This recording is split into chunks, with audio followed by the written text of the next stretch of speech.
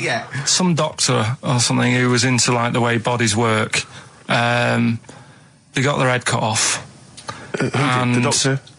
Yeah, he was doing a bit of an experiment. And he cut his own head off? Yeah. Okay. And it was about, he said, when my head's in the basket, I'm going to blink my eyes. Right. Okay, sorry, hang on, let him finish. And, so the doctor has chopped his own head off, and he's told everyone, I'm going to blink my eyes. He's in the basket, and he goes like, right, I'm going to blink my eyes about, as many times as I can. So quick, count them. And they count, and he got to like 15 before he died. Now this is how Karl told me that. Till Nick Frost explained that, Karl told he said, right, well, a bloke, right, he had his head cut off, and when his head was in the basket, he went, count how many times I can blink. And I went, well, that's rubbish. He went, no. And Nick went, well, no, he actually said, when my head's in the basket. He went, and Karl went, all right. I said, Karl, do you know the subtle difference? Do you see the subtle difference? I have to say, though, guys, I still don't really understand what went on there. You've both lost me. The story is that a bloke who'd been found doing... you mean that Karl just explained it and that was a clear version? Because I still don't know what you're talking about, Karl. Well, this bloke had his head cut off at experiments against God. He was a doctor in the, in olden times. Yeah. And when they cut his head off... Why did they cut his head off? Because it was... he was executed. Crimes against... Exactly, he was executed, yeah. And he said to his assistant, when my head's in the basket, I'm going to blink, count how many times I blink and write it down as an experiment, right? Karl told it to me, like his head was cut off and he went in the basket, and when his head was in the basket, he looked up and said, count how many times I blink. Yeah. I love that. I love the difference in that story. Yeah. Both rubbish, but, one's possible and one isn't. You believe anything that you're told, except when we tell you the truth. Right, here's one. Christ. Ghosts and that we got talking about. Sure. And Nick said, right, he said, you'll like this one. He said, my auntie was having loads of problems. Why are you whispering? It's not illegal to talk about ghosts on the radio. No, but he's hearing this. So the auntie's in the house and furniture's moving about all the time. Oh, God. And they were like, no, Steve, he told me this one. This is such rubbish, mate. No, come on, let's listen. I'm going to leave it to you. I'm going to sit back and enjoy it. I'm just going to watch your face, Steve. Right. Sorry, so I missed the beginning there, Karl. There's an auntie in the house. Basically, Nick's auntie. Right. In the house, things moving around all the time. And it was just annoying every time she tidied up. It was like... it was just annoying. Making a mess. It was one part annoying to two parts scary. Yeah. So stuff was moving around all the time, and they said, right, we need an housekeeper. Rather than having the house a mess, until we sort this out. I've got the vicar coming round. Stop moving stuff around. Oh, yeah, go on. They said that shouldn't be in the pants drawer. Let's put all the furniture in one room, right? So just have one room that's a mess, and have all the others empty. Because I love the poltergeist can't really... it can move wardrobes around, but it can't open a door to put it in another room. Yeah. Poltergeist going, I'm just making this room messy. I wish someone would open the door so I could... Go on. Yeah, but... So all this stuff's in this room. So they moved all their furniture into one room? They put, like, the drawers in there and everything. And it was really uncomfortable, because they were all, like, on top of each other. They sat in the room with all the stuff? Yeah, they had to, because that's where the three-piece suite was. Okay. Oh, God. Right. All right. Oh, God. So they sat there, like, all crumpled up and that, but nothing can move because it's so tight. I think things were trying to move, but everything was so tight. They foxed that poltergeist. So anyway, one night they sat there, like, sort of a bit awkward watching the telly and that, and they hear some banging in the next room. So she goes, oh, God, what's that? Oh, he hadn't moved in, had he, the ghost? So to some of the empty rooms. So there's this He's moved some friends and family in. There's this banging about going on. No, she gets up, right? Yeah. And what it is, they had the baby in the next room because there wasn't much room for the cot. Right, so they left the baby with the ghost. So they go into the room where the baby is, and the banging... Yeah. Is like, do you know those plastic balls you get that you can chuck around the room and, like, they go mental? Right. The ones that you chuck once and keep bouncing for ages. Yeah. That was bouncing around the room. Wow, what, the baby had thrown it? Hitting all the walls, and the baby was there, stood in the cot, sort of laughing. Right. And looking at the ball, and wherever it looked, the ball went. Yeah. And then she said, stop doing that. Yeah. And the ball just stopped. Did it? And it rolled a bit and stopped. Right. So the baby had thrown the ball and it was watching it as it bounced around the room? It wasn't throwing it was in control of it. No, the point is, Steve, the baby has been doing it. It would have been the baby all along. The baby had been messing with the furniture. It was So a baby it's a that had the super power. baby. Yeah, it's a baby that had the power. Special baby. It's a baby that had the power. It's What a baby power? that had the power. What's The power the power? of telekinesis. Right. They were then trying to convince me that telekinesis was not like all the other stuff that I didn't believe in, but that was a science. Right. Telekinesis was possible. Yes. Yeah, it's not like ghosts and demons and all that sort of. Telekinesis is different. Yeah, That's yeah. science. But Nick's auntie saw it, and I love the fact that you're telling me that someone else's auntie saw it, so I should be satisfied with that. Yeah. I should be satisfied with that. I mean, no, So does she still live in one room with all her possessions? no, I think the baby grew out of it. Apparently, it grew the up. baby grew out of it. So it doesn't use its telekinesis powers No. anymore? Well, no, it's No. like in Carrie, innit? She was upset for a bit, and then she got over it. Okay, I'm just going to say one thing, Carl. That was a film. Do you want to play a record or? Can I just tell you a story that Carl told me a couple of weeks ago? Is this another ghost story, another yeah, spooky it is, story? Yeah. I called him out. I was, what are you doing? He said, I said, I've just been reading ghost stories again. He said, you don't believe in them, but how do you explain this? So I went, go on. He said, I'll tell you as he told me it. He went, bloke, right, just sitting at home, doing, watching telly with his cat. And, the phone rings and it's a bloke going, is that fire, in your oven okay now? 'Cause your wife called. And he went, Carl went, well, 1, there was no fire in the oven. 2, he wasn't married. I went, right. Go on. He went, well, then, right, there was a knock at the door and there was 2 sort of people in sort of white coats and they came and said, we've come about that fire. Your wife called us. He went, 1, there isn't a fire in my oven, and 2, I'm not even married. Right? And he said they saw the cat and they looked at the cat. It looks a bit weird at the cat came out, nothing. And he said, and then he went back, sat down, phone rings, and they said, did they sort out the fire in the oven that your wife told us about? Oh. He went, 1, there is no fire in my oven. 2, I haven't got a wife. And Carl went, what do you think of that? I went, that's not it. He went, yeah. I went, That's the end of the story. What? He went, well, how'd you explain that? I went, explain what? I thought he was going to say, a year later we got married, but she died in an oven fire. Right? I thought it was going to be that. And I went, That's what? people winding him up. Yeah, or someone did report a fire oven, and their name was Johnson, and they looked up Johnson, they got the wrong thing, it was the gas board, and they sent it round to the wrong person, right? You know, he went, yeah. I said, I explained it to him, he went, yeah. Why did they look at the cat funny? Oh, man alive, Carl. This is really weird, right? I was in my house once, right, and the doorbell rang. Yeah. Right, I opened the door, there was no one there. Yeah. Right? And then I looked across the street, And some right, and kids there were some running- kids running away. Yeah. Now, how do you explain that? Yeah. There was another time, right, where, like, I opened the door and there was a bloke goes, you've ordered pizza. I went, I haven't ordered pizza.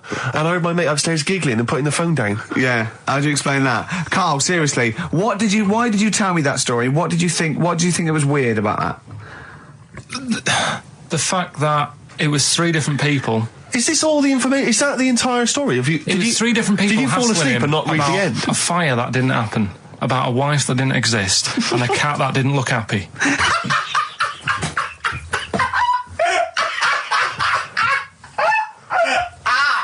Oh, I'm gonna have a heart attack, Carl. What? I mean, why did they look at the cat funny? Because cats don't like spirits, do they? What? The other blokes were ghosts? Yeah. Yeah, that's it. So these are kind of beetle about type ghosts. These are ghosts who walk the earth as the undead, just winding people up slightly. That's lovely. That is lovely. seriously, and a cat Carl- that did not look happy. But seriously, why would ghosts wander around just like winding people up?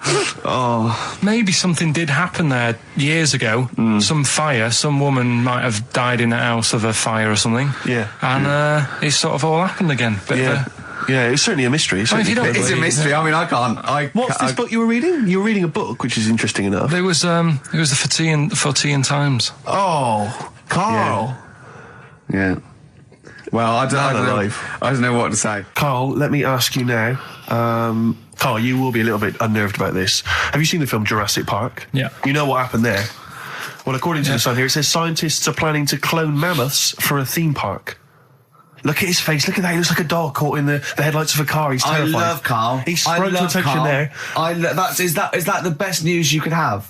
Man moths.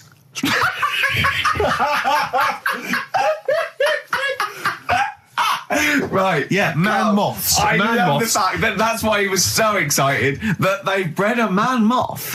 What is this? Yeah, it's a human being that hides in your wardrobe and eats an entire jacket in a day. Yeah. What do you mean, man moths? Mammoths. Mammoth, the big hairy cow heard of from the mammoth? Ice Age. I mean, elephant. You're not so excited about that, then? You can take or leave bringing back mammoths to life, but a man moth... A man moth is a different matter. Oh, if we'd have never brought that up, he'd have gone and told someone now. Yeah. You know, they've bred an half man, half moth. This is what we That's how mean. things start. This is what we mean when you hear these Are ghost you stories. slightly deaf? Is that it? When you hear these stories, is it? Carl, is English your first language? Are you actually foreign? Is that the thing? Yeah. Should we speak when we say slower? foreign, we mean not of this planet. Yeah. Should we speak slower? Would that be a help to you? No, go on. Next What do you one. make of Do that? you think that's good? Do you think that's good to bring back mammoths? Prehistoric animals. These giant elephants. They're slow, aren't they? It's not as if they're going to like get out and run fast and they can't capture them. They'd probably be a Like fence, to be elephants, honest, aren't Carl. They'd probably be a fence. they? No, but I'm saying, but you're asking it as if like, oh, it could all go wrong, but it couldn't, could it? Well, Really? but the point was about Jurassic Park is they thought it wouldn't go wrong. They thought they had it all under Yeah, but control. that was And Have you learned dinosaurs. nothing from Jurassic Park, Carl? Dinosaurs would say, "Oh, think about it before you do it." But with a hairy elephant, it's not going to. not a concern for you. Would you go along to see him? Would you be interested in that? If it was in the area, He's great, isn't he? I'd love a queue, Nothing right? impresses No, him. but what I'd like to do is Carl sitting like Yoda in a little cave, and I'd just like to see people like Tony Blair and Stephen Hawking in a queue, and they go and say, "Carl, got a bit of a problem." And thinking of cloning a man and a moth. Problem? Not an issue. No, if I'm in the area, I might cruise around and have a look at it. Otherwise, just don't send it near my clothes. Oh, that's fantastic. So it's just for a second. As the words "man moth" came into your head, how excited were you? I mean, were you both terrified and excited? For the moment when you thought that they'd cloned a man and a moth. I pictured What kind of face did he have? Did he have the moth's head, or was it a man's head? just a little man head. Right. What was his face? What did it look like? He just was like a bit shocked. Perplexed. Yeah. Yeah. It was like he'd been grafted onto the body of a moth without his consent. And when he was asleep, Yeah, he'd woken up. he just went in to have a goiter removed, and they said, "We've He replaced woke your up with goiter with the body of a giant moth." Yeah. Is that all right, Mr. Jenkins? So he had the head of a little. Was it a little boy or a man? Little man. Right. Okay. And he's just bumping into a lamp. He's just running into the lamp. If you went into hospital and they'd done something, what's the worst thing they do, right? What would you rather have done, right? You wake up and you've got lobster claws for hands. Right. You wake up and you've got duck's feet. Or you wake up and you've got one horn coming out of your head. The worst thing, Yeah. probably the horn coming out of my head. Why? Get in the way. That'd be useful, wouldn't it, in fights and stuff? And for like parties, people would play Well, I suppose quoits. the lobster claws would also be quite handy there. Well, listen, I'm a big fan of that TV show. It's on digital TV. A lot of people won't have it, but Inside the Actor's Studio with James Lipton. Yeah. And he interviews lots of big Hollywood stars, and he always asks them these same questions at the end. Can I just run a few of them past you? Go on. Okay. So, if you could do any other profession other than the one you do now, what profession would you do? Can you just change that to apart from a paper round? Apart from a paper round. Oh. If you could do any other okay. profession, Carl. And it doesn't matter about like. Doesn't matter if you've got the skills or anything. In an ideal world, if you had the ability. Well, I think I'm about to buy somewhere, so I reckon something, using tools and like doing a bit of plumbing and that. So a plumber. Well, sort of an all-rounder. Right. A handyman. Handyman. Well, yeah. Yeah. I think, you don't get paid that much, but it's useful, isn't it? So. But you get your own show, couldn't you, with Carol Smiley eventually? Well, all that, but the money that you don't make, you save by not having to pay someone else to do the chores. Do you know what I mean? Okay, I don't know what that sentence meant. Right. No. A plumber, how much is the average plumber on? The money you don't make, you save on not getting someone else to do it. No, just think of that. No, look, break that sentence down. Are there any... Sorry, Rick. Sorry, but people who live in glass houses. Yeah. Anyway, let's just go back to Lipton quickly. We've got a couple to get through here. So, your favourite noise or sound? Favourite sound or noise? Oh, Is it me? no. It's not me. Hang on a minute. It's not me. Are you sure it's not me, Carl? I like Elvis. Noise. Elvis. In the ghetto. The sound of Elvis. Elvis in the ghetto. Brilliant. Okay. Yeah. And your least favourite noise or sound? I don't think it should really be records and music. Noises, things that you hear at home or whatever. Maybe like a sound of a... The least favourite noise? Least favourite? The sound of... Probably like... the sound of ghosts? Fire engines and that. Right. That's annoying. Except if your house was on fire, presumably. I think it's a bit unnecessary. You think they're just doing it to wind people up? I live on like a busy street and it's happening all the time, and it is like just sort of have a blast of it and people will hear it. You don't have to keep it going. Yeah, sure. So that is pretty annoying. And if heaven exists, Carl, when you get to the pearly gates, what would you like God to say to you as he welcomes you into heaven? What would you like God to say to you? Who asks these? What show's this? It's a programme where celebrities are interviewed by a guy, an American interviewer, and he always asks these questions at the very end. What would I say to God? What would you say to God if you believed in heaven, and if heaven exists, when you eventually go up to heaven and you're welcomed in through the gates in by your God? Parker and your Stussy T-shirt and What do you want God to say to you as he welcomes you in? Say, you alright? Don't know, just be friendly.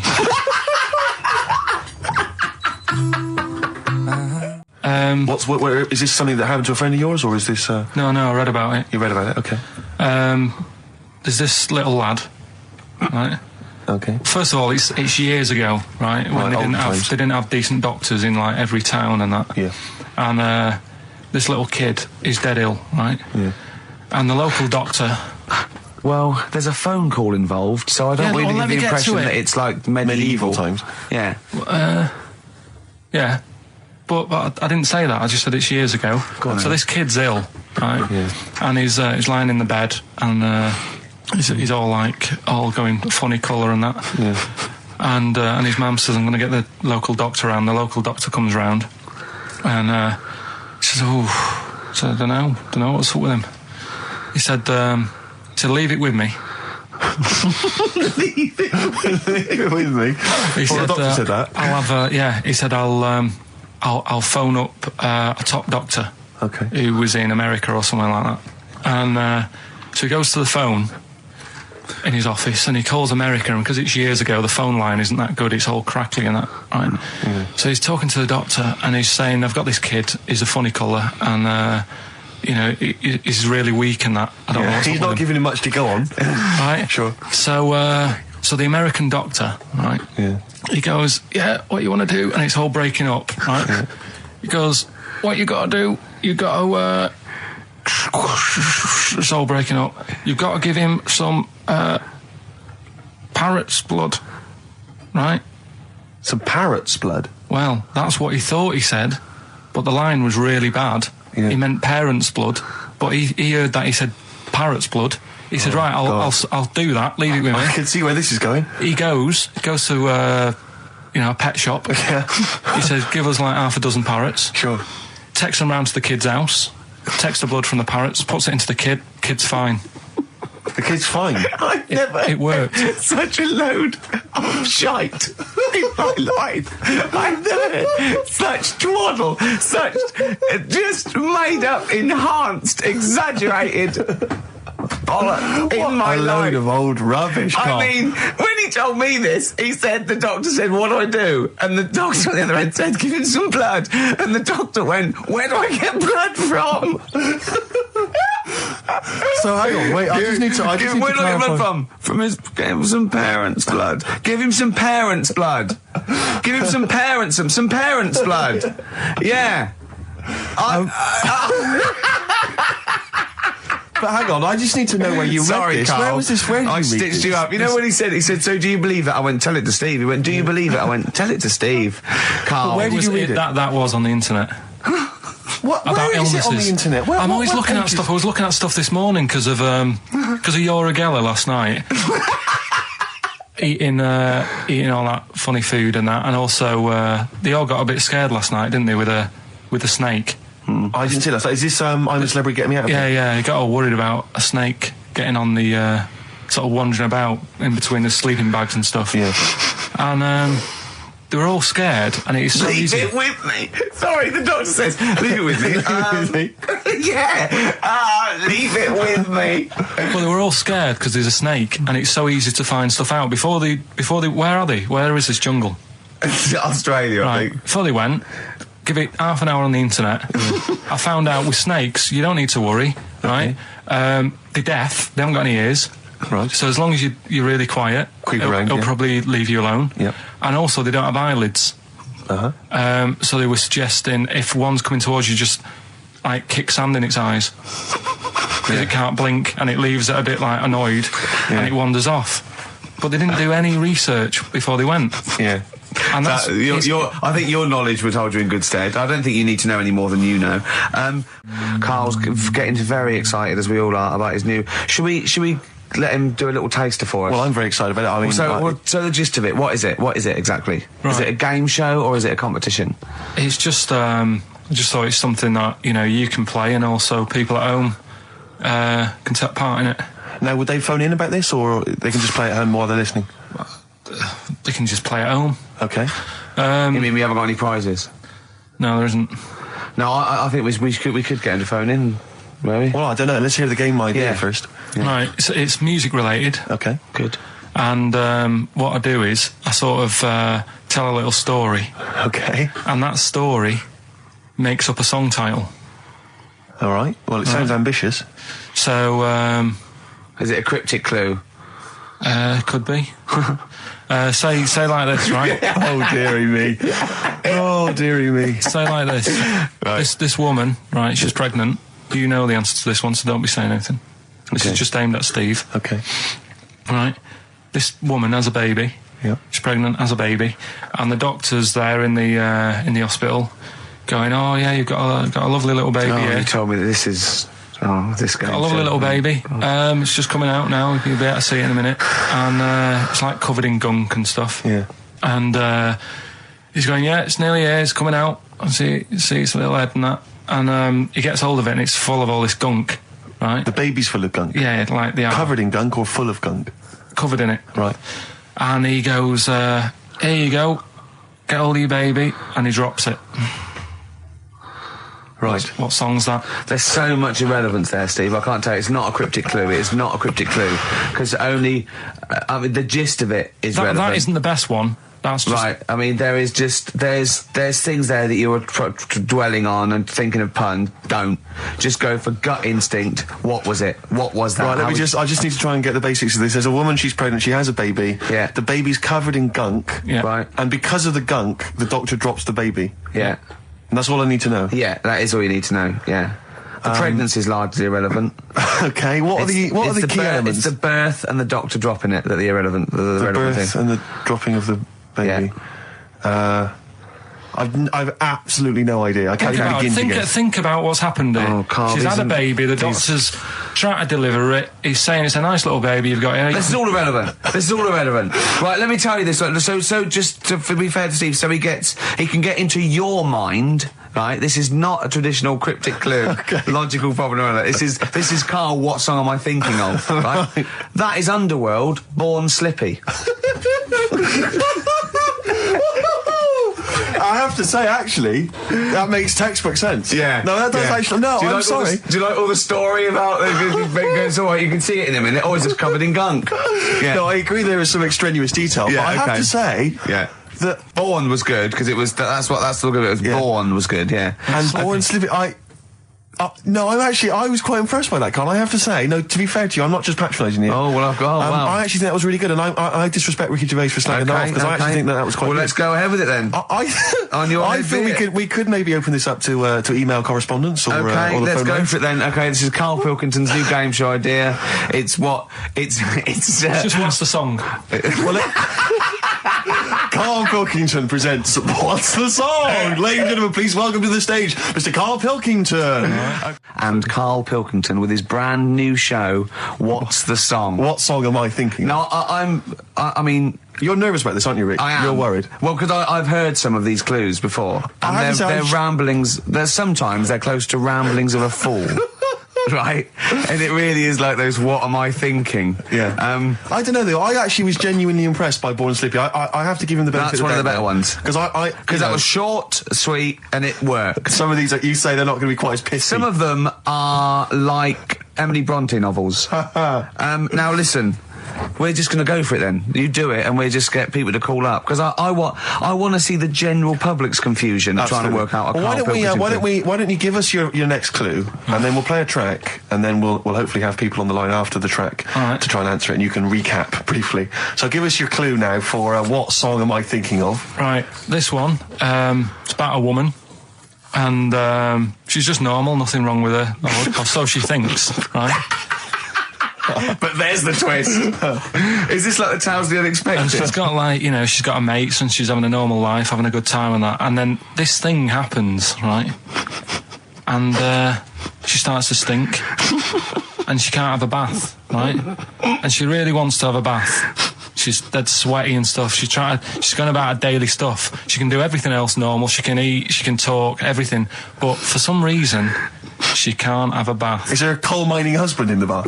Yeah. Is this Born Stinky? She can't have a bath. So a woman can't have a bath? Yeah. Or a shower. She can't. Okay, leave it there, Rick. Don't try and guess. It's not for us to guess. The general public can phone up and ask questions, so I just I'm go not for sure it. They can they? I think so. Otherwise, we don't want just people just phoning up and I'll tell you getting what about this? Why don't they can ask one question? Yeah. They can ask one question of Karl, then they have to make a guess. Okay. 08700 800 1234. Have we got someone on the line now? We'll just go. Let's do it. Let's go for one. Let's go for one. This is edgy radio. This is letting Karl stuff. live. Go on. Hello, XFM. Hello, I'm ringing about what's the song? Absolutely. What do you think? Well, I'm going for Dirty Diana. Dirty Diana. See, that works. That's a great guess. It does. Yeah, but it doesn't work because why can't she have a bath? Okay, so the answer is in there. I was going to ask you. Well, that's your one question. That'd be the answer. That would be the answer, I'm afraid. What was your name? Shelley. Shelley, thanks very much. Shelley, I should tell you that, that you should never take this personally because no one can really get into the mind of Karl. So don't beat yourself up about this. I don't expect anyone to get these clues. No. So well done. That is a fine guess. Thank you. Thank you. Okay. Anyone else there? Let's hello, XFM. Who's that on the line? It's Chris. Hello, Chris. A question for Karl? Before you give us your guess? I haven't thought of a really good question or anything yet. You just want to go for the guess?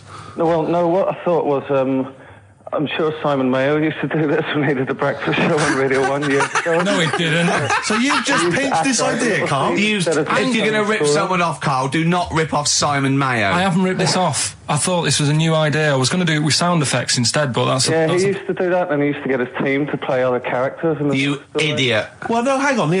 Not you, Chris. I'm saying you idiot to Karl. Yeah, but nothing's new anyway, is it? So I'm not getting annoyed about it. True. What do you think the answer is? Is it Cornflake Girl by Tonny Amos?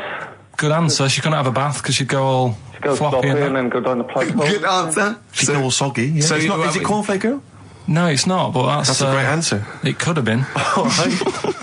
Okay. You're already seeing the error of this, aren't you? I think this is great radio. I'm really hooked on this. I'm genuinely excited. This is really like that.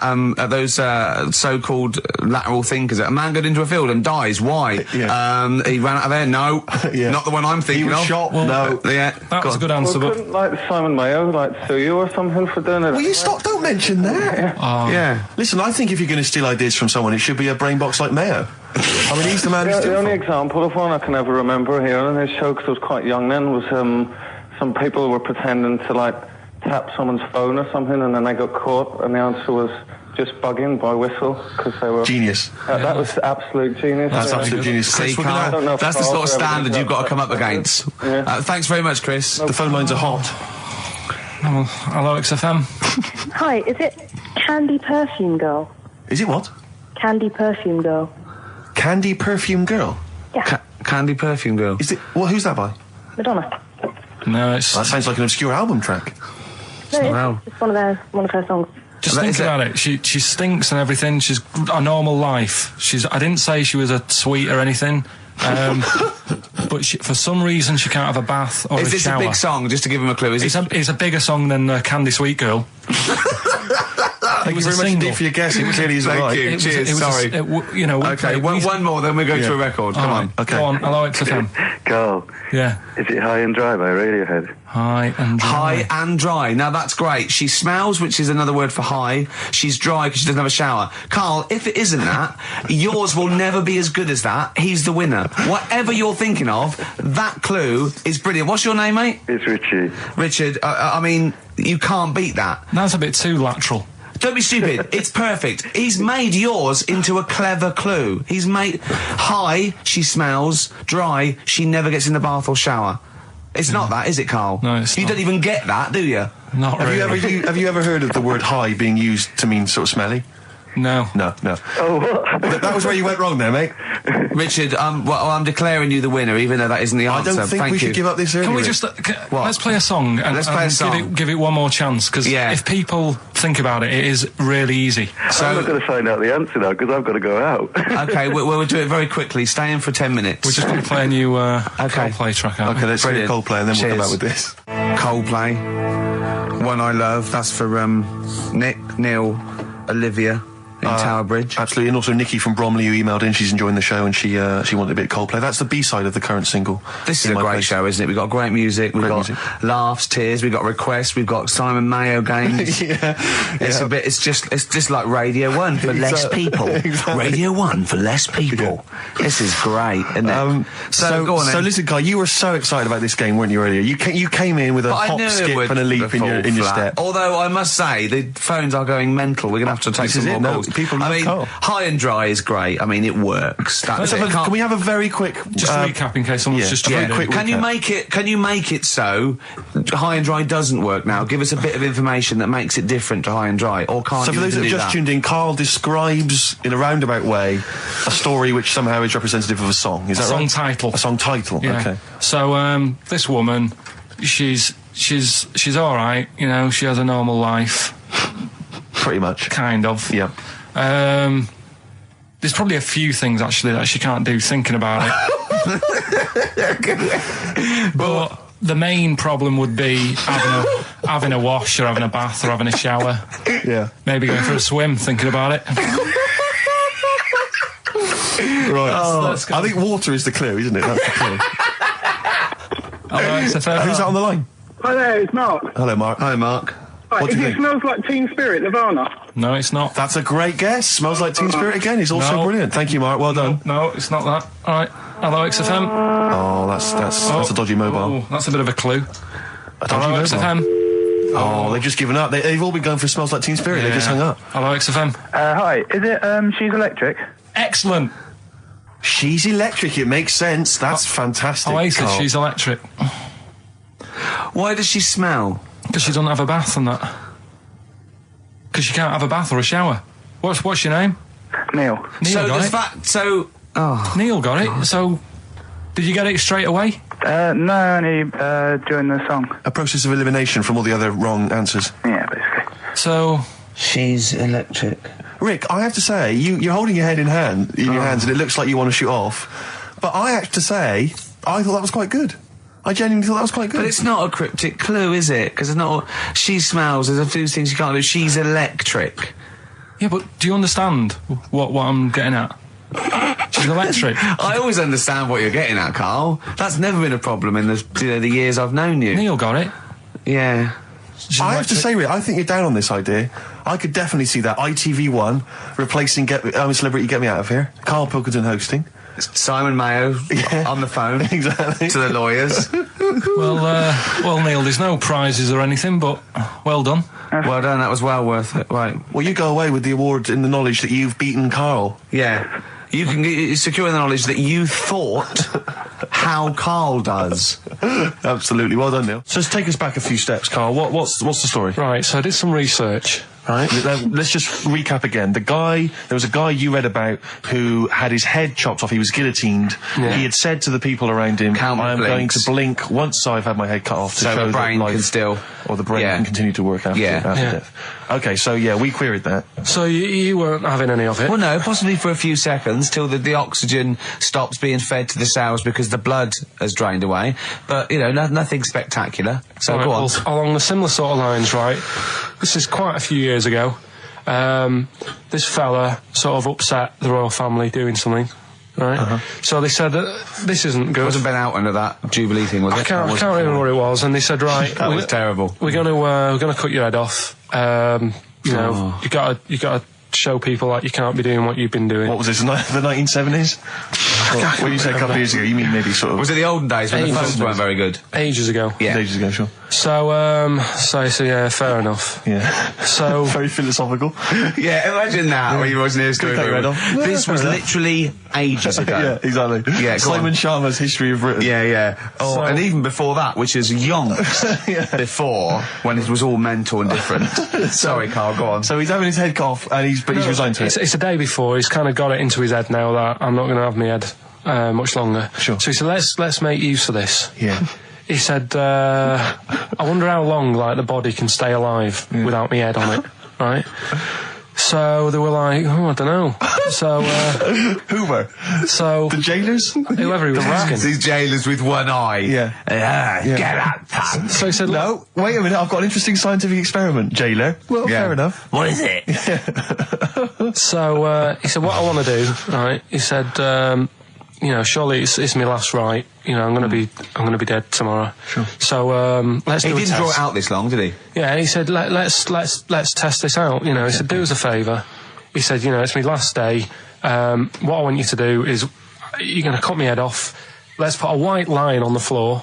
Right. And see if, you know, because there's no point asking how far he can sort of walk without an head if there isn't a line, because you don't know what to count. Do you know what I mean? If he loses his head and he's running around all over the place, you can't really count That's that. not impressive enough, yeah. So they said, let's make a white line. Sure. Yeah. Who said this? He did or they did? I think they started to join in with him and saying, well, let's make this a... Sure. You guess it. Go on. So, they got Norris McWhirter down. The Guinness people. Oh. Yeah. So they said, let's get this white line. Yeah. And dedication's all he needs. We'll do this tomorrow. And he said, all right, then I'll see you in the morning. Yeah.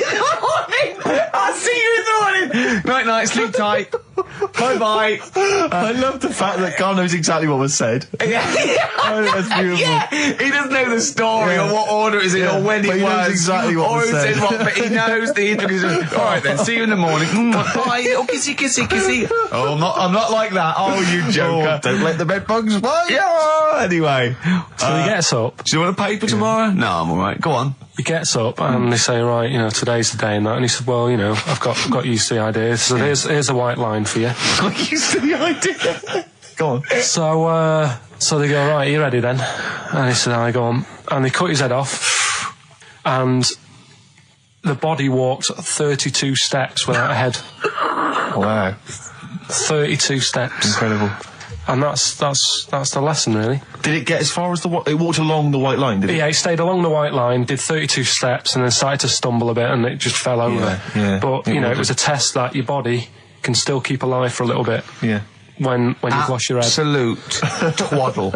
Absolute twaddle. What do you reckon you can do then without an head? How many steps? Nothing. There'd be muscular spasm, right? Yeah. It would twitch a bit. It would, yeah. You could not distinctly take 32 steps. The body well, don't... Yeah. Is the doctor still on the line? Yeah. The fella that bought 6 parrots. Yeah. And, you know, you could have got 32 steps. Right, so A you don't beheaded believe man that. doing a bit of line dancing. Right, you don't believe that, but something that you do believe that a cockroach can live a week without an head. It can. Slightly different kettle of fish there. Why? Wow, insect to human is what I'm thinking. Yeah, that difference. There's not that much difference in Well, of some course there insects. Do you know that a snake has a heart and lungs and kidneys and stuff? Go on. No, well, I'm just saying. So? You're making out as if like they're a totally different like Species. I am making out. I mean, call me old-fashioned. Do you know what you're talking about? I don't want you embarrassing yourself, Rick. Yeah, I am suggesting they're totally different beings. Yeah, that is. Yeah. Now, Karl, the cockroach is a very different thing. The interesting there is that it lives without its head, because a lot of it's on. There's some of them are phototropic, chemotropic. Some of them just literally have irritation and muscle memory. I mean, they do have a central nervous system, but it's very different. So if you lose the head, it bypasses a lot of that anyway. All this is running around. The reason it dies is because it can't take on water. But it's very different to a man, right, having consciousness and then losing that, and the body's still going, no, I think I remember what I was going to do here. Yeah, so I'm going to carefully walk 32 steps along this white line. Imagine just looking down going, oh, missed a bit. Yeah. Maybe the head was in the corner going, left, left, left. Oh, he's now... Well, let's just put it out. I mean, if anyone listening has maybe had a relative beheaded, maybe in a horrendous car accident, but they got up, maybe they went for a walk, they had a little chat before they passed on. Carl. Get in touch. Carl, you are my favourite being. You are my favourite species. Now, you, Carl, may not be particularly different genetically from a cockroach. You are. Why can cockroaches do that? Why whoever made them went... Let's play a record. Do you know what, when I told him this fact, I send him little facts on text messages just to inflame his, interest. I just sent him a cockroach can live 9 days without its head. He texted back, what's the point of that? Yeah. What's the point of They're that? not doing experiments, these cockroaches. He's a boring last week to have. And he went, and on top of all that, you're thirsty. So it's the worst week of your life, isn't it? That week without your head. Play a record. Play a record, Carl. Competition time next. Look at his little face. Look at his little face. You've not heard Carl's competition. He could live with that in Ed. You've got a real problem with Rick Waller, haven't you? He turns my stomach. I know, but don't... Because he's arrogant as well, exactly. That's the problem. Don't explain to people that... No, he is a bit arrogant. It's his whole thing, that it's the whole package, so to speak, that you don't there's another thing in this quote, because... it's not just the fact that he eats too much. He tried, apparently, to lose some weight, and he said, the first month I lost 11 pounds, the next I lost a stone, but in the third my body did somersaults and I put on 9 pounds. I had a slip-up. I can't say when, why, or how, but it just sneaked up on me. Yeah. I don't believe it. Yeah. Don't believe it just sneaked up on him. That body's never done a somersault in its life. No. It just sneaked up on him. Yeah. It was the cakes again. Yeah. It was the same old cakes as before. It was exactly the same problem. Sleep eating. Yeah. It's called. It was the KFC bucket again. It was the family-sized KFC bucket for breakfast. Dear. Poor man. The other thing is that I don't think that's a very good shock tactic for a doctor to tell a 20-something, well, to be honest, you've got 20 years to live. Yeah. That's not... and when I was 20... The thought of dying at 40 was fine. Yeah. I didn't want to live to 40. Yeah. I just thought, what can you do when you're 40? Yeah. Just laying around doing nothing. Eating cheese. And then you got there and you discovered... No, but someone said... The dream came true. Sophie here sent me something and she said, I realise you're not Graham Norton, but I had to send you this. And she sent me the top of a little cream cheesy thing. And it's the brand name is Gervais.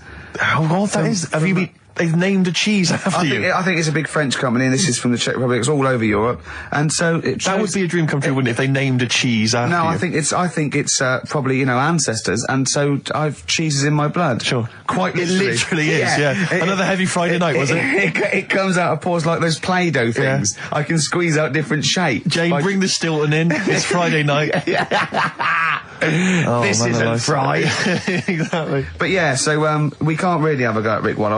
I eat too much, but you're not big. I mean, one of the other contestants on the Fat Club, Celebrity Fat Club, is another one is Jono Coleman. Oh, we love Jono. Now Jono, I don't know, you know Jono, he's that guy who does, he used to be on TV, and I think he does a breakfast show on a rival station, doesn't he? He's happy, isn't he? He's so trivia, and he's a really nice bloke, Jono. It's funny because he does a breakfast show on Heart, which is wrecking his own. There's a bit of irony. Oh, I love Carl. Thanks, Carl. Do you know what I mean? Yeah, I love you. I can see where you're coming from. Yeah, that's good. But we've met Jono a couple of times. We saw him at a couple of, not wishing to say not to show off, but a couple of awards dues. Yeah. Like that's showing off. But like people would have seen dead there. Well, yeah, but we went to one where everyone was in like tuxedos or suits and ties. Not Jono. Jono was wearing a pair of Bermuda shorts. Big Bermuda shorts. Knee-length Bermuda shorts with just these little... But I saw him again another time and he had shorts on at a similar event, and I've seen him since in the street, and he's all... I'm wondering if he can wear trousers. I don't think he can actually wear trousers. I don't know if there's a medical reason for that, whether he's just... his legs are too fat. I think the material is a waste of money. I think it's just that you can get shorts that big and they're comfortable, and, I mean, to be quite honest, I don't want to squeeze into a tuxedo anyway. So, if you can go... I'd love to turn up those things in Bermuda shorts. Well, of course. Flip-flops. But do you think he started off by wearing... Maybe he just had the upper half was a tuxedo with the tie and then the shorts for and the shorts underneath, and he would just have to come in, kind of sneak behind, a sideboard. Potted plant. Or a potted plant. Or bring his kids ahead of him. Yeah. You know, And they you are just wearing go, trousers, aren't you? You're wearing trousers. Of course I am. Yeah. In you go. Kids move a bit. Well, no. Of course I'm wearing trousers. Why would I? Wearing trousers. And they just thought, this isn't fooling anyone. So now I'm going to make a wacky effort to sort of, you know. The next stone is, I've heard he's going in a grass skirt and a garland around his, and he's going to come in limboing. But you did ask if you could go to the BAFTAs in a dressing gown, didn't you? Just for ease. Yeah. But, right, is this talking about diets and stuff, right? Go on. They've come up with a drug that they tested it out on a mouse, right?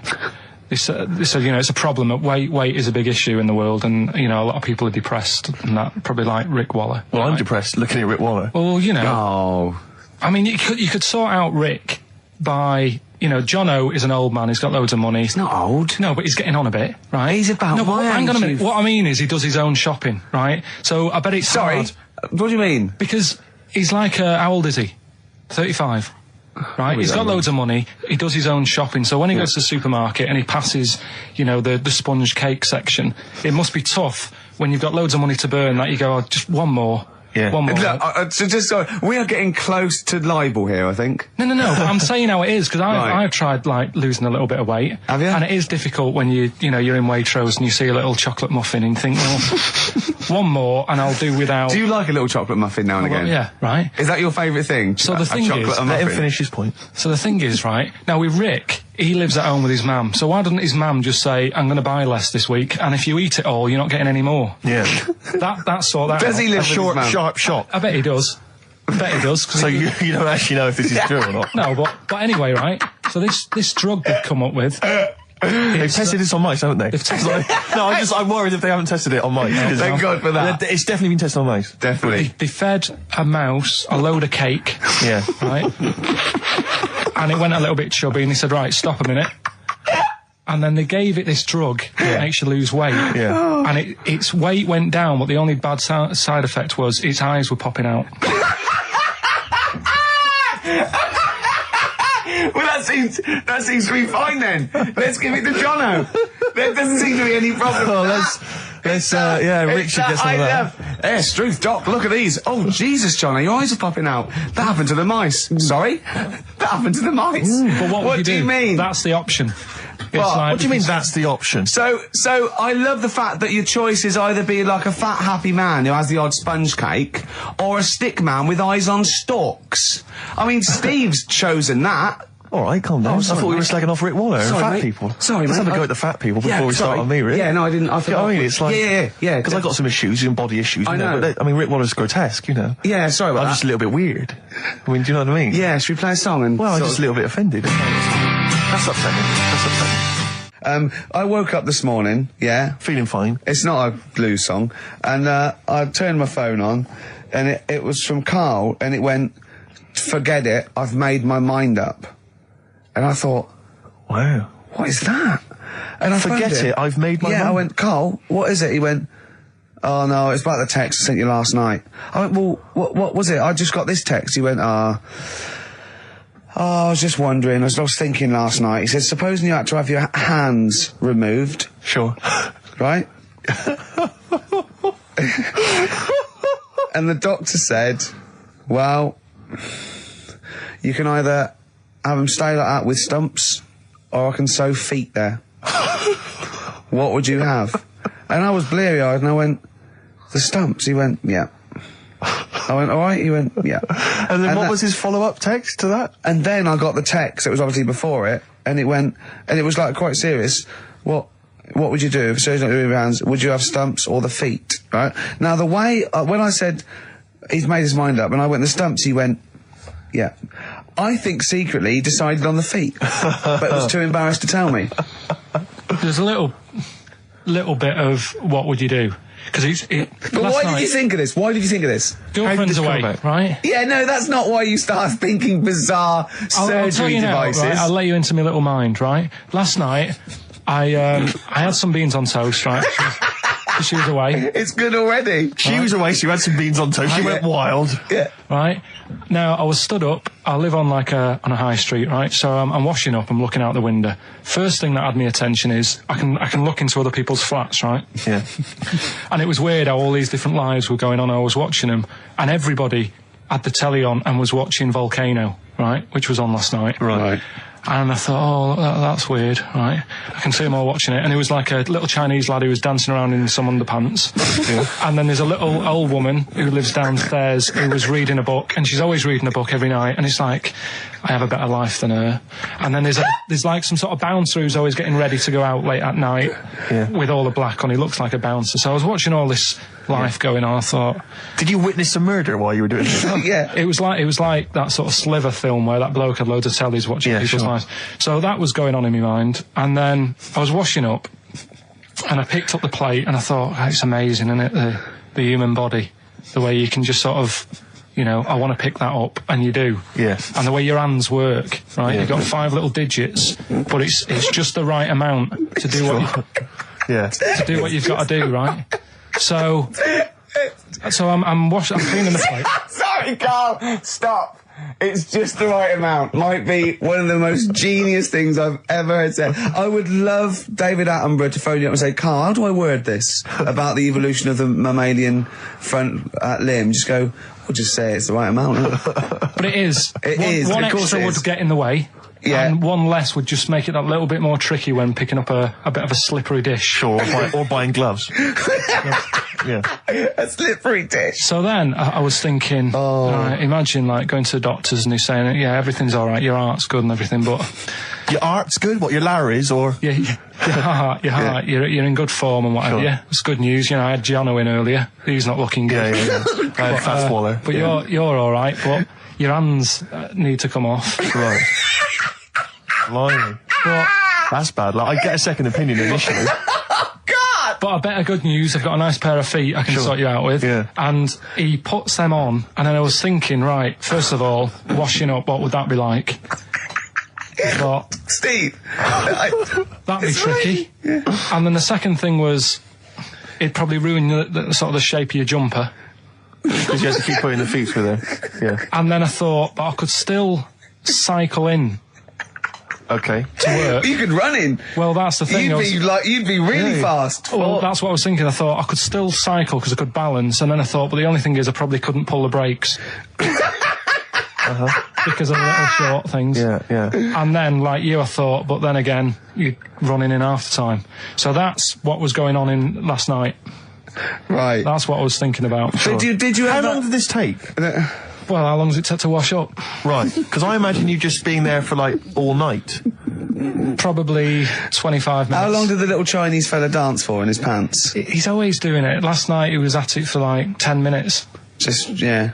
And his girlfriend never sits in the same room as him. She's always sat in the bedroom. She's going, you dance in pants again, I go in next door. Well, she was in the bedroom. She's always in the bedroom, sat on the floor, on the mobile phone. Right. All the time, yeah. It's weird how people's lives are just like, it's like that Groundhog Day thing. It's like, you know, he's jumping about in his underpants. The old woman's sat there reading a book. Yeah. And that's what got me thinking about my life. Do you think she ever goes... Are you sure she's not dead? Every time you look down there, she's just flicking through it. She's just reading this book. The pages never turn. She never seems to finish it. She never moves from her chair. Are you sure the Chinese Her girl's cats going... are dead around her. I'm going into next door again. That little round-headed fella's looking in. He's looking in at me. The bouncer goes, don't worry, love, I'll go and beat him up. But he's always getting ready. That's true. They see you staring at him, washing up, going, I could have feet here, and they get scared. The old woman's dead. Oh, Carl, dear. can you tell us roughly which neighbourhood you live in, so that we know? It's central. Central, is it? Yeah. Wow, imagine if that little... Was he a Chinese fella, did you say? Yeah. Imagine if he was listening now. I'd love him to call in and explain his actions. Well, he might be on some other radio station talking about a lad who's always washing up and looking at his hands in a mysterious way. But do we know this doctor that would go, well, all right, Carl, you can either leave them as stumps or I've got a lovely little pair of feet. Why? I mean, I told Jane this, and Jane went, is that the only choice? Could you say, could I have some dead man's hands? Have you got any? Where do you get the feet from? Where do you get the feet from? Can I have? What would you rather have then? Human feet or monkey paws? Well, I mean, that wasn't an option last night. That if the doctors said... No, it wasn't an option last night, but don't forget, it's in your head, Carl. This didn't happen. No, but I'm just saying, at the time, that's all the doctor had to offer. But, you know, it's your head. You can go anywhere. No, it wasn't a real doctor to offer. It's in your head. You can go anywhere. You're not trapped. Yeah, but if you can do anything, then you'd say, we'll sort us out some other hands. Fair point. Let's play record. We gotta come back to this. It was my birthday, right? Went home after working with you a couple of Saturdays ago, right? Girlfriend was like, open your card. And I said, no, it's my birthday on Monday, I'll open it then. You obey by the rules, certainly on birthdays. Birthday rule. Well, there's no point. Well, exactly, chaos leads that way. Yeah, right, so... Not an anarchist, never has been. So anyway, she was kept going on, and it was doing me head in, so I said, all right, I'll open it. Yeah. So I opened it, ticket fell out. Surprise holiday to one of the Canary Islands. So... And what was your reaction? I mean... First one was, we haven't got enough money. Right. For this, but I didn't want to ruin it, so no. So I didn't go on about that, and I said, "Oh, it'd be great." So I can't wait. So, did you say it in that tone of voice? Well, it was good timing because I was tired and everything, and I'm not a big holiday fan, but the timing was right. Yeah. Do you know what I mean? It's the same as last night. I don't always like a curry, but last night you're in the mood. You get that sort of curry. You had a feeling. Yeah. You thought, and then lo and behold, later you were eating the curry. It's weird, isn't it? Isn't it weird? The paranormal. Isn't it weird? They work in mysterious ways. Yeah. So anyway, right? The island. If I was on with you here, I'd probably say it's a bit barren. Okay. Not much there, but if you get a hotel, you guarantee good weather. Right. Are you? No, what I mean is, it'll be a good holiday. If you get a hotel, right, the weather's always good, so you'll have a nice time. Yeah, that was a comma. Yeah, it was a Go on. And all that, and the food was all right, and everything was going all right. I was just having a nice, relaxing time. And how do you sort of spend your time on a holiday? You just lie around? Is that sort of holiday, just lying around. I bought a book. You bought a book? Yeah. Okay, ghosts? No, it was short stories, right? About ghosts? It was about like special days in our time and time before me and stuff. Oh yeah. And it was like it was telling you about how in I think it was 1814 the Thames frozen up. Yeah. And all these stories are told by eyewitnesses. Yeah. Right. So there's some fella who was around in 1814. And the Thames was frozen, and people used to put market stalls on there, and they'd do the shopping. It was like an Oxford Street. Was that Mad Liar Charlie? No, because he's famous for that. Well, I'm sure you know. No, I think that was Mad Liar Charlie. Right. Yeah. So I was reading that, and then after a couple of days, was a bit like, boring. Yeah, you can only do sort of so much lying around and so much reading. So Suzanne said, let's go on the beach, have a walk. You ain't gone on the beach? Where had you been up to this point then? In your room? No, just like around the pool, just relaxing and having a swim and that. Yeah. So she said, let's go on the beach. I said, all right then, yeah. So wandered down to the beach, and first impressions are, it's all right, it's clean. Your criteria is so basic, it's brilliant. Hotel, yes. Roof, good. Food, adequate. Beach, clean. Next. So I'm walking along, and everything's good, and there's a woman feeding fish bread, which I thought that's different.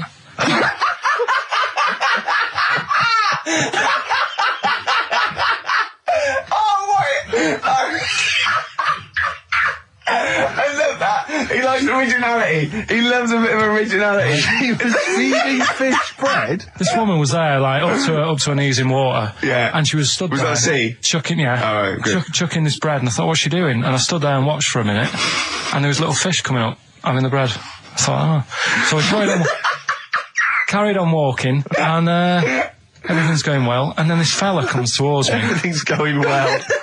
Yeah, I haven't fallen over. Clean feeding bread. 2 points for originality. Fella comes walking towards me. Oi. He's only got no pants on. Oh. So I said, Suzanne, what's going on? What did he turn to her? Like she knows more than him. So she said, oh, yeah, it's, she said, yeah, it's a nudity. Is this going to be a long story? Could you pour that coffee? Can you give me that coffee over? Sorry, this is really bad. Yeah, because he's pouring...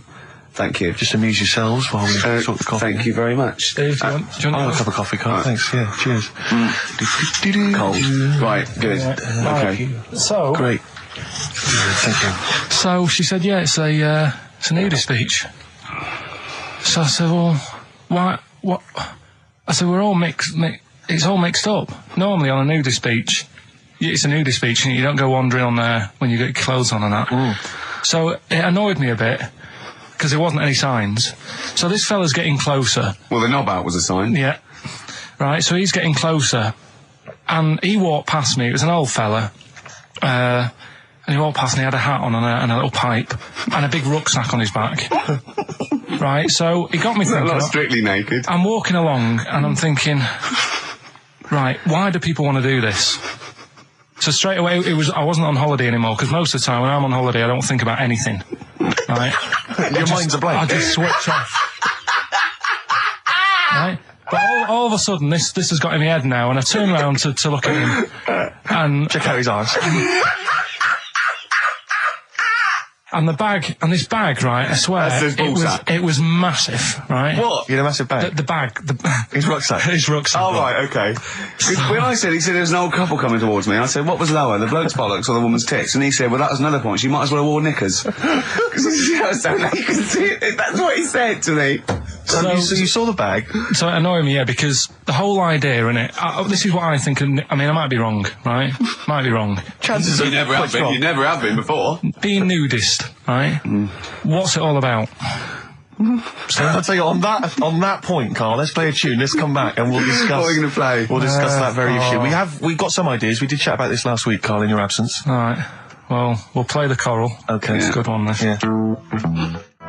Coral, Dreaming of You, on XFM 104.9. I'm Ricky Gervais, with me Steve Merchant and Karl Pilkington. If you just joined us, Karl is walking down the beach, and a man has just passed him with his knob out. Yeah, his testicles out and his huge bag, apparently. Right. Now, we'll sum this up, quick, because we did talk about it last week. You did call me and tell me some of these things, and we sort of mentioned it last week, but you just want to say just give us your thoughts on nudity.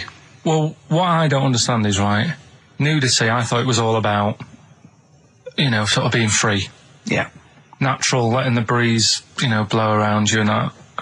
That's all I can think is of like the bonus of doing it. But you can get that by just having a pair of shorts on, right? Because I'm not one for getting my kit off. It's just something a bit weird about it, isn't it? Normally, if I go for a walk on the beach, I'll put a shirt on. Sure. But leave it unbuttoned. Yeah. Oh, right, yeah, tease the ladies, sure. Do you know what I mean? Yeah. But it just feels a bit weird. So it's best to cover your back anyway, because the sun... Yeah. And all good that. advice, yeah. But when I saw him, and I thought, well, right, is he doing it to sort of be free and be comfy and all that? And then I thought, but he's carrying a big bag, right? I've got a pair of shorts on, and I'm not looking at him thinking, I bet he's really comfy. Do you know what I mean? I wasn't going, I can't wait to get home and get my shorts off. They're really annoying me, these. So... and that's just it. I don't get what it's all about. Yeah. Sure. Yeah. Sure. Well, okay. Well, my advice to you is don't go to nudist beaches again. Well, I didn't go again. Got some new ideas for you. Go on. Well, they've all been blinders in the past. Go on. Did you do any competitions when I was away? I think we did, didn't we? Didn't we give away a DVD? Did we? Yeah, we did. Yeah, go on. Yeah, go on. Anyway. Well, I thought some... This isn't like radio, is it, as we know it? This is just people talking. If the mic's on, it's luck. Yeah. If anyone's listening, I've no idea what they think of this show. It's not a show. Not in the traditional sense. No. Okay, then you're going to change with that, Karl. Because a show suggests a certain form of presentation. Yeah. A certain pride. And when we do present dare I say it, some planning. Yeah, and when we do, it's ruined by him pressing the wrong button. Yeah, but I've got some planning here. Go on then. Quizzes. What I did was, when I was on holiday, right, you said, come up with a new idea, right? So the best way of coming up with ideas is sort of... thinking. Sort of nicking a TV show name and then twisting it a bit. Yeah. So... Or just rip off Simon Mayo's idea completely. That's good advice for anyone out there. I didn't... Yeah. If you're interested in ideas. Karl is presently running a course writing for TV. Yeah. And that's the lesson one, isn't it? Just rip something else off. Just do it and change the title slightly. Yeah. Well, go on. This one I haven't really got... I don't know what to do on the game, but I'm thinking... Strike It Ricky. That's all you've got? That's what you've come up with. How long did that take? What is that? I just thought it sounded a bit like Lucky. Forget that one then. Yeah, forget that one. Okay, yeah, well, no, good. No, we all have hits of this. Even Spielberg's, not all his films, can hit the. Go on. Right. No, okay, no, it's a good. Go on. Yeah. Remember Big Brother? Yeah. Do I remember Big Brother? No, go on. Big Mother, right? You call in. If your mum's heavy, you win a CD. What do you mean? How can you prove that? All right, forget that.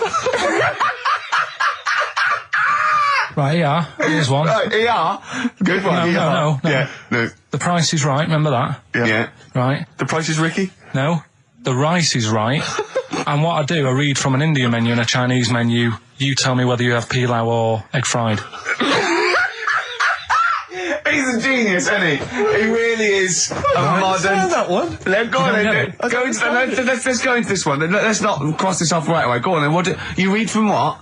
Well, I'll get a couple of menus from like an Indian and a Chinese takeaway. Yeah. And I'll go like,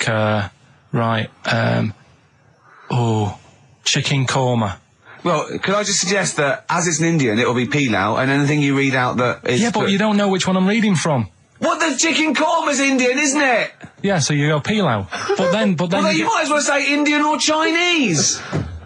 No, because then the name wouldn't work. The Rice is Right. Okay, yeah, I forgot you was working for the title backwards, aren't you? Okay, yeah. Okay. I'm so confused. I don't know where I am or what day it is. A programme that they've been in on Channel 4, right? Can you cross that out? We're not doing The Rice is Right I either. don't understand The Rice is Right. No, go on. I'll tell you that later. We'll have a game in the office, right?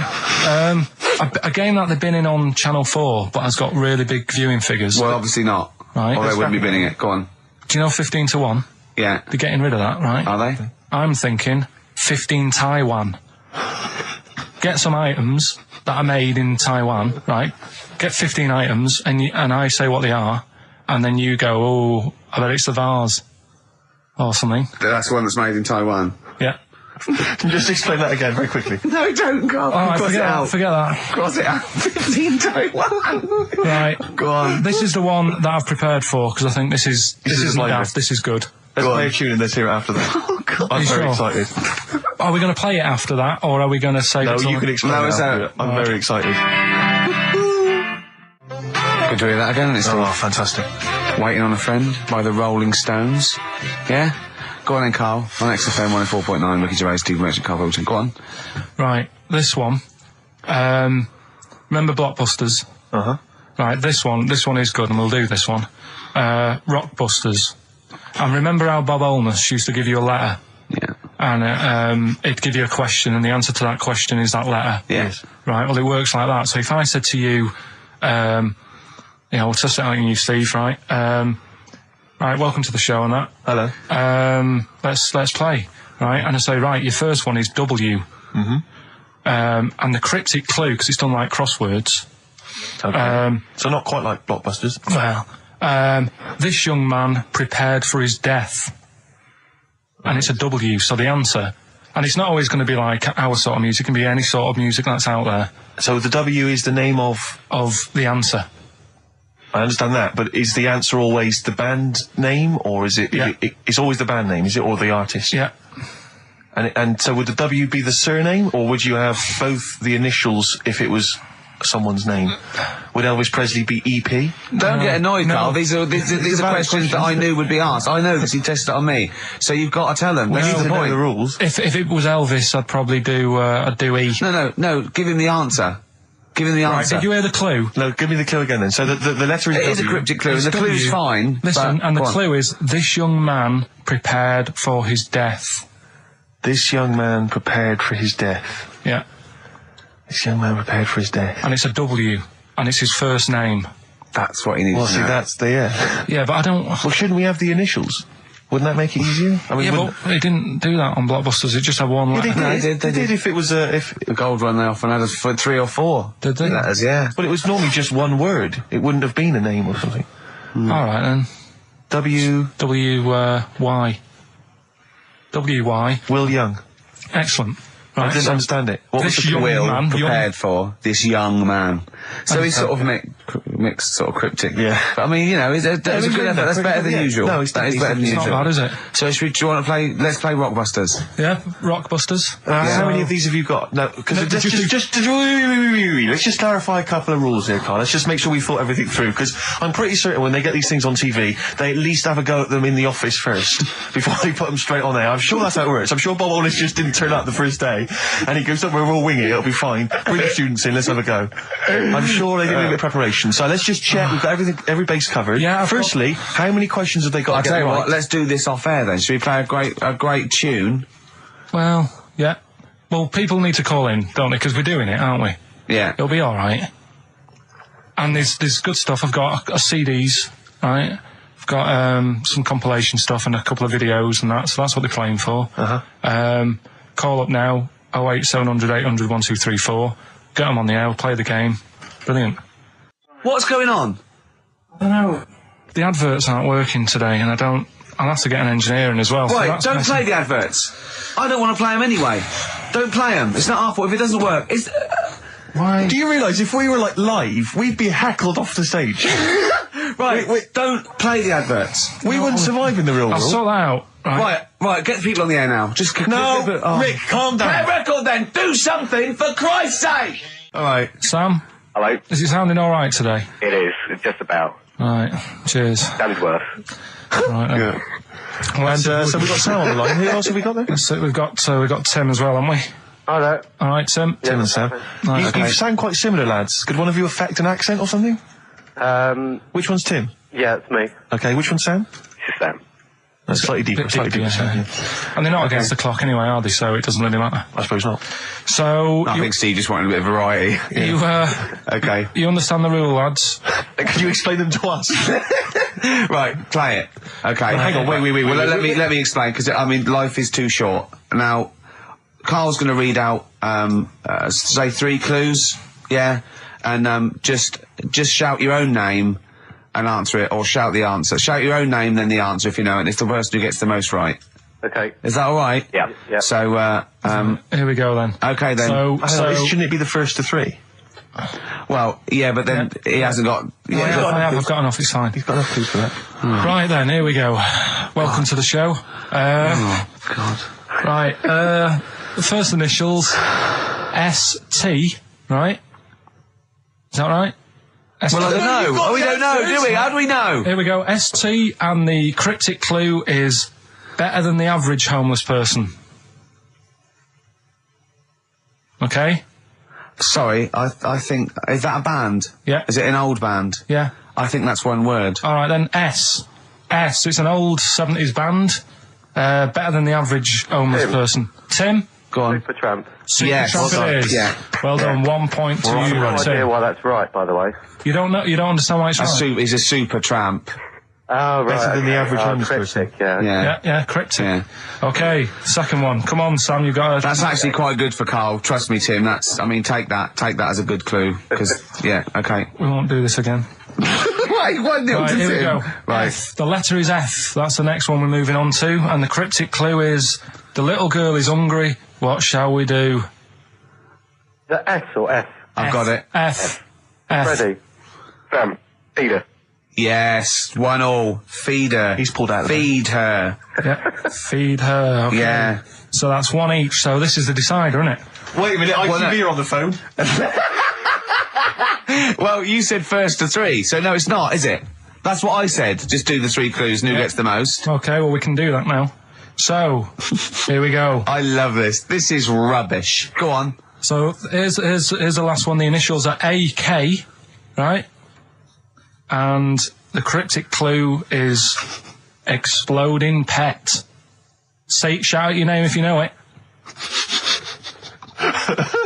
Last orders at the bar, please. Last orders at the bar. Exploding pet. AK. You're tuned to XFM 104.9, Karl Pilkington's quiz, Rockbusters. The format is still available. The highest bidder, please give us a call, or you can email ricky.gervais@xfm.co.uk. Is it a band or a singer? I'll give you a bit more of a clue. It's a pop band. Okay, we wouldn't... Sam. Tommy Kissam. Yes! Hey. Oh, this is amazing radio. So who was that won? That was Sam who won. So it's 2-1 to Sam, so he wins... What does he win, Carl? He wins some CDs and some videos. No, he's got... And obviously now, Sam, if you're ready, take the spot, you're going to do the gold run. Away you go, Carl. I haven't got any more. You're a fool. Right, stay on the line, we're giving both some presents. Play a record for... Rick, I'm going to shoot off. Not come! Well, here we are again, XFM, on a Saturday. Just gone 1 o'clock, Steve, if I'm very much mistaken. But we're not here, as such. We're away again, gallivanting around. We've got to do the special sort of best of again. Okay. which we did a few weeks ago. So this is the best of the last 3 weeks, which I think is, I think it's the best 3 weeks we've ever had. But I'd like it condensed into 2 hours. Yeah. Yeah, some great music as well in there. Yeah, there'll be some great music interspersed with fine chat that you've already heard. Yeah. Except this bit. This bit's new. We've actually, out of the kindness of our heart, we've come in last week. Yeah, yeah. And we've done a few clips just because we felt a bit guilty about shooting off. Yeah. Even now, having heard this link, I'm beginning to wonder if it was worth our time. Yeah. Well, should we play a classic link? Let's play, what, from the last 3 weeks? After this is Feeder. All right, so here's the first bit. Ash, and Sometimes, lovely song. Got to apologise to our producer there because he was worried about it. There was nothing wrong with it. It's just like saying you like watching birds in the garden. It's just that I think you're better than that. I know, it's cheap, isn't it, to say like we like tits. I like tits. Yeah, I like cocks. So we're a bit more literary now. One of my favourite things is Fanny by Gaslight. Really? That's interesting. That's interesting. I'm a big fan of Moby Dick. The book, Moby Dick. Yeah, not the medical condition. There's nothing in your... No, it's the big, horrible thing that used to swallow semen. Yeah. Now, in the winter... Yeah. Steve. Go on. There's nothing I like more than to keep my hands warm in a muff. No, sure. You mean those kind of furry things that sort of classy-looking ladies... Yeah, posh ladies often put their hands in. You know when you have a nice, like a party and they're all leaving. A winter party. And you might take the wrong hat or something. There's nothing I like more than to see 2 posh women with their hands in each other's muffs. Oh, that's always a And they're going, oh, this must be yours. Yeah, that is always funny. Yeah. That's always funny. Yeah. But seriously, no, I'll stop this. You're right. I've got a degree. I just remembered that my favourite Beatles song is "Come Together." Yeah. Now we're going to stop this now, Carl, because it's childish. You're right. I've got a philosophy degree, for Christ's sake, and it's about time. Who's your favourite philosopher? Do you mind me asking? Well, I would tell you, except when I have a talk about it, I go into a Cockney accent. Really? So it can be like my favourite philosopher. I like a bit of Kant. Right. Is that Immanuel Kant, the philosopher? Yeah. That's strange. Yeah. That's strange. What's his name again? Kant. Oh, yeah. That can be weird. Can be strange. Look at Carl's face. Look at his face. Look at his face. Join in, Carl. Undo your trousers. Just we'll be like Stan Let Boardman when he told the Fokker joke. Yeah. We won't do local radio again for 10 years. Finally, White Van Man, what do you make of the fact that Sainsbury's are bringing in square tins?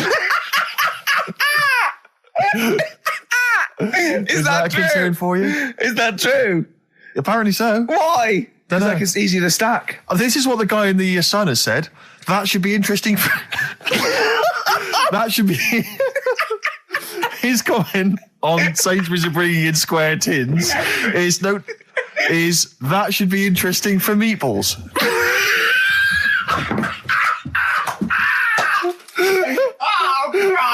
Ricky's just collapsed on the floor. Let's just play a song, Carl. I don't think even you can top that. Cooper Temple Claws. Who needs enemies? Good question, lads. Nobody. Sex FM 104.9. I'm Ricky Gervais. Oh, they should print a little book of those. They're great. Oh, how you can relate any song or artist to anything else. Easy. Joyful. Easy. Well, yeah, so me and Carl went out for a beer, and it was great, wasn't it? Yeah, we started off, good. and you met my mate Robin, didn't you? Yeah. And some of the stories. Do you want to tell Steve some things about Robin that you've done? Do you know him well? Yes. Well, do you know about his worm problem as a kid? Go on. Right. What I can remember is he had worms as a kid. Not sure how you get him. He never answered me. He was getting a bit touchy about it. Right. This is like the second time I met him. I think he was a bit annoyed that Ricky told me about his problem. What yes. Now straight away, you not being there, instinctively, what do you think went on with this story about worms? My suspicion is rather like when you told a group of people that Robin had once suckled milk from a cow's udder. Did he mention that as well? Yeah. My suspicion is that, like the cow story, the worm story is not true. But why would he get so sort of uppity about it? Well, imagine if that wasn't the first time he'd done it. Imagine if he did that every single time he was with somebody for the first time and Robin was just met them. He will tell that story to anyone. But they do say there's no smoke without fire. Poor Robin. I also told him that the way Robin cured these worms was because the doctor told his mother, right, to hold a piece of ham or cheese near Robin's anus so the worms would come out for the food, and he believed it. I'll tell you why, though. I said to Robin used to sit on spam to try and get the worms out, and he believed it. But Steve, right, do you remember that story about 3 or 4 years ago where there was some bloke in the army? He went away to somewhere, Vietnam or whatever. He was messing about in the woods.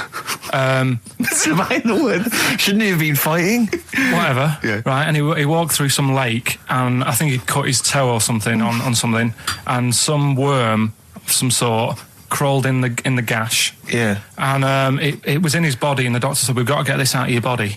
So what they did was, they said, right, the thinnest part or something of your body that things can crawl through is on the top of your head. So they wrapped where the skull is. So they wrapped some bacon. No, they didn't. They did. That's right. Everyone... So he's gone in via the toe. So what we do is, I'll tell you what, that worm's probably heading straight for the head. We'll put a bit of bacon on it. The thinnest part of the body is the skull. Of course, it's not the thinnest part of the body. It's where your brain case is, isn't it? It's the skull. There was a reason for it. And it was like they stuck some bacon on his head. And as ever, the vital piece of information, i.e. the reason, Karl seems to have forgotten. Because the worm was in his body, and they said everyone likes the smell of bacon. Including worms. Even a Vietnamese lake worm. They love bacon. Remember last week when I said about the little fella with the bone with no brain, and you were proved wrong? No. We were saying it wasn't a little fella. We were saying it was a stillborn child. It wasn't a little fella. You're changing it now. You weren't having any of it last week. Right, hang on a minute. I'm getting confused. There was a Vietnamese snake that went inside of a soldier. A little, like, maggot or some sort that you have to get out of your body because it causes problems. Yes, and so in order to get it out of the body, they strapped bacon to his head. Yeah.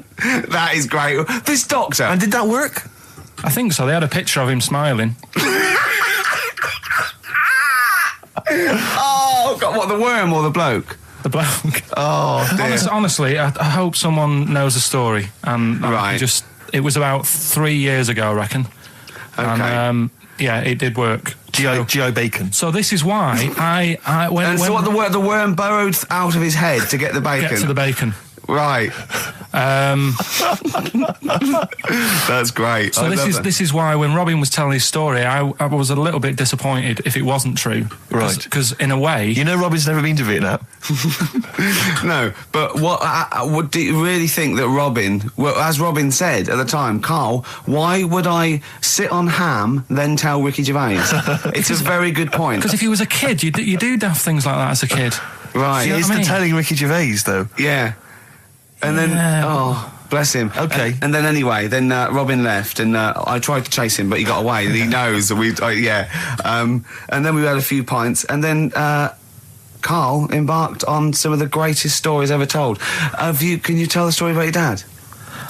Let me run it by. I haven't spoke to him all week, so let me run it by him. Okay, play records. Because what we got? We've got one of Steve's. Yeah, well, bizarrely enough, this comes from the Teachers 2 soundtrack, the soundtrack to the current TV series. There's a slight whiff of nepotism in the air. Yeah. Rick, would you like to explain why? Well, that's why you're doing it. No, my girlfriend worked on it. But you were going to play this anyway, weren't you? Well, I was, actually. Bizarrely enough, I was going to play some I Am Clute, and this is from, as I say, the Teachers soundtrack. This is called To You. It's a good track. That's I Am Clute, a track called To You from the Teachers soundtrack. That's also got, it's the Electric Soft Parade, The Hives, Star Sailor, Feeder, Turin Breaks, Mercury Rev on there. It's a good little collection. Lovely.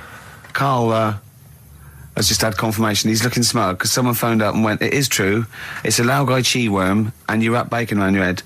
That's all the bloke knew as well. Yeah. And his name was Gary. Yeah. So I'm not having it. No. And he said, see, that's why the Robin thing isn't so weird. He said, but when you said he tried it with cheese, he said I was having none of it. He's got standards. Strokes, hard to explain. Like Karl, really? Yes, yes. So, Karl, concentrate. Yeah, go on. So, we'll leave the worm with the bacon wrapped around the head, shall we? Well, if you're ever caught in the jungle... Yeah, always carry some... bit of Danish. Good advice. Lovely. I'm Ricky Gervais, with me Stephen Merchant and Karl Pilkington, our producer. Right. In inverted commas, heat put. Yeah. They know. How are you doing, alright, Karl? Yeah, didn't they also write something about me, bald round head? Yes, perfectly round little bald man head, they said, so... Because you need to know that when you listen to the radio and that. Really matters what my hair's doing. Your hair, have you given it a little polish? Because you look like a cue ball at the moment, and you've had a shave in it. I've never seen such a round head. It actually looks like a plate with ears. Yeah, well, for those that have never seen Karl, I actually, if you remember, I think he looks a little bit like Mr. Spoon from Button Moon. He does. If you've ever seen that show, that's also he looks like, you know when they say they find with a little 4-foot human and it's actually 500,000 years old and they give it a name and it's the first, Australopithecus into. He looks like one of them as well. Perfectly round little. He is the missing link. He looks half human, half monkey. Because he's got a slight slouch as well. So yeah, it's like those pictures where you see it going from an ape to a man. He's one of those in the middle. Yeah, and of course his monkey hands, his hairy little wrist to those skinny little things that you can get oranges out of holes with, and it's unbelievable. Why are you so all shaved and polished and everything? Got a wedding.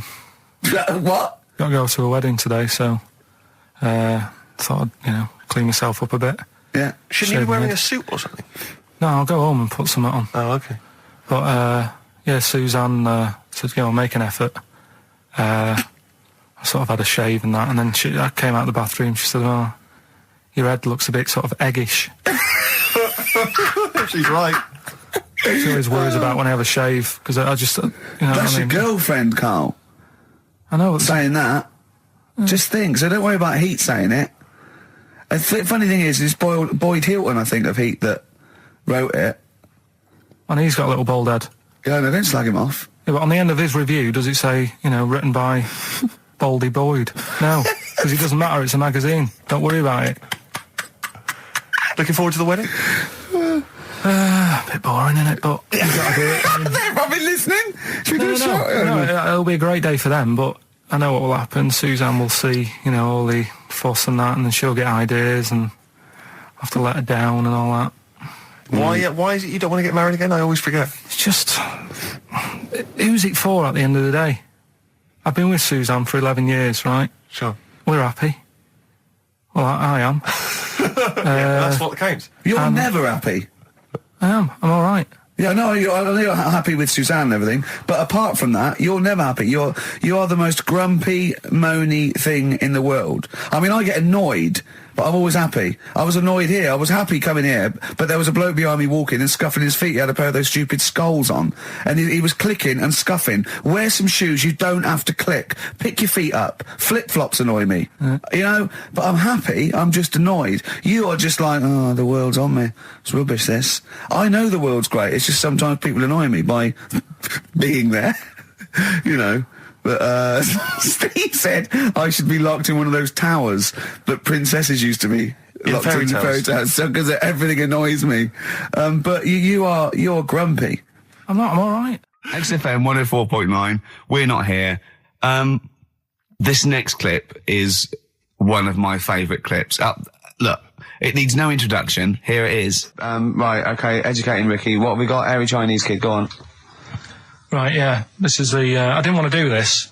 What do you mean you want to do it? Well, I wanted to give you 3, and I gave you one. It was like the alien man gets a beard or whatever. Yeah, which was total rubbish, so this one should be better, maybe. Hairy Chinese kid. Right, well, we've talked about airy people in the past.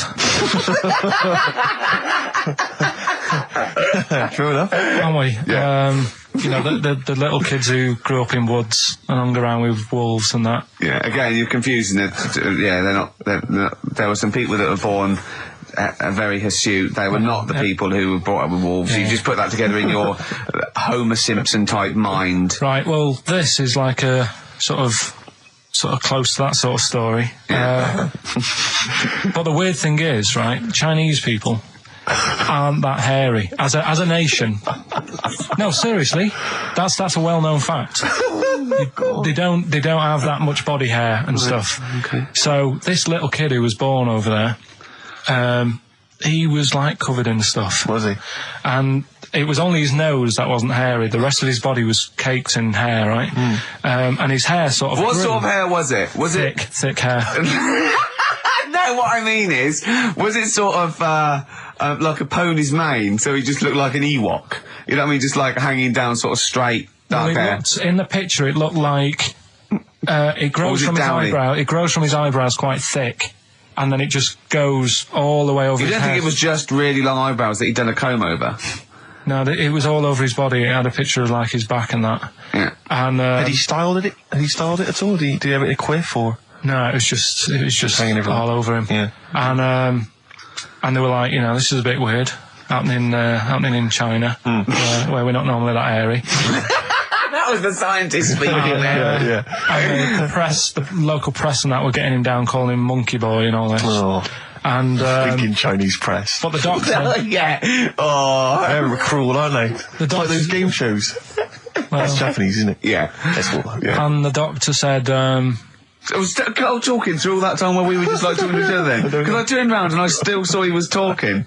So anyway, the local press came in to see the hairy boy, the monkey boy. And they were like being tight, taking the mickey out of him, and the doctor said, throwing him nuts. Said he's only airy. Said he's a healthy young kid. The only faults he's got is he's got a little bit of eczema and a boil. And he said everybody should just treat him the same, and I think he grew up a healthy kid. So that's the end of the story. That's not a story. Why? But I've got nothing. I don't know what to say to that. So someone in China was born slightly hairier than the rest, and he was normal apart from eczema and a boil. That to me isn't a story. But if it is, I've got a million. I mean, it's sort of like bloke from Manchester went a bit bolder than the rest, got a job on radio. He was normal. I mean, that's not a story, is it? So we'll move on to this next one, right, which is brilliant. Dead short story. So, right, old woman, about 70 years old. She's normally fit and healthy and stuff. Nothing wrong with her. She's having a good life. And one day, she goes for a check to the doctors, just to check herself out, because she's getting on a bit. It says, take your clothes off and that. So she does. And checks her out. Says, yeah, you're looking good, turn round. He said, oh, God. He said, you got a tumour on your buttock. Right? So she goes, oh, can you do anything to sort it out? So they go, yeah, we could book you in for an operation. It's best if we remove this. Books are in for an operation. Operation day comes, strip her down and that. They're all stood round, the doctors. Start to operate. It only turns out it's a pork chop that she sat on 5 years earlier, and it had stuck to her buttock. Right, Karl. I can forward you. Listen. Serious. Right, okay, Karl, I'm telling you now, I'm leaving. I'm never doing this show again. No, I'm serious. Honestly, you're talking. I've never had such. What do you mean? You couldn't believe it? No, when I read it, I said I've got to tell Ricky that. This woman had a pork chop stuck to her arse for 5 years. You mental case. Of course she didn't. And Karl Pilkington with his brand new show, What's the Song? What song am I thinking? No, I mean... You're nervous about this, aren't you, Rick? I am. You're worried. Well, because I've heard some of these clues before. And they're ramblings... Sometimes they're close to ramblings of a fool. Right? And it really is like those what am I thinking? Yeah. I don't know, though. I actually was genuinely impressed by Born Sleepy. I have to give him the benefit of the doubt. That's one of the better ones. Because that was short, sweet, and it worked. Some of these, you say, they're not going to be quite as pissy. Some of them are like Emily Bronte novels. Now, listen. We're just going to go for it then. You do it, and we'll just get people to call up because I want to see the general public's confusion trying to work out. Why don't you give us your next clue, and then we'll play a track, and then we'll hopefully have people on the line after the track to try and answer it, and you can recap briefly. So give us your clue now for what song am I thinking of? Right, this one. It's about a woman. And she's just normal, nothing wrong with her, or so she thinks, right? But there's the twist. Is this like the Tales of the Unexpected? And she's got she's got her mates and she's having a normal life, having a good time and that. And then this thing happens, right? And she starts to stink. And she can't have a bath, right? And she really wants to have a bath. She's dead sweaty and stuff. She's going about her daily stuff. She can do everything else normal. She can eat, she can talk, everything. But for some reason, she can't have a bath. Is there a coal mining husband in the bath? Yeah. Is this Born Stinky? She can't have a bath. So a woman can't have a bath? Yeah. Even the rest of her or a life. shower. She can't. Okay, leave it there, Rick. Don't try and guess. It's not for us to guess. The general public can phone up and ask questions, so I just I'm go not sure for they it. can they? I think so. Otherwise, we don't want just people just phoning up and I'll tell getting you what, it. what about this? Why don't they can ask one question? Yeah. They can ask one question of Karl, then they have to make a guess. Okay. 08700 800 1234. Have we got someone on the line now? We'll just go. Let's do it. Let's go for one. Let's go for one. This I'm is excited. edgy radio. This is Letting Karl dynamite stuff. Right. live. Go on. Hello, XFM. Hello, I'm ringing about what's the song? Absolutely. What do you think? Well, I'm going for Dirty Diana. Dirty Diana. See, that works. That's a great guess. It does. Yeah, but it doesn't work because why can't she have a bath? Okay, so the answer is in I was there. going to ask you. Well, that's your one question. That'd be the answer. That would be the answer, I'm afraid. What was your name? Shelley. Shelley, thanks very much. Shelley, I'm afraid I should tell you that, that you should never take this personally because no one can really get into the mind of Karl. So don't beat yourself up about this. I don't expect anyone to get these clues. No. So well done. That good is guess. a fine guess. A strong Thank you. guess. Thank you. Okay. Anyone else there? Let's hello, XFM. Who's that on the line? It's Chris. Hello, Chris. A question for Karl? Before you give us your guess? I haven't thought of a really good question or anything yet. You just want to go for the guess?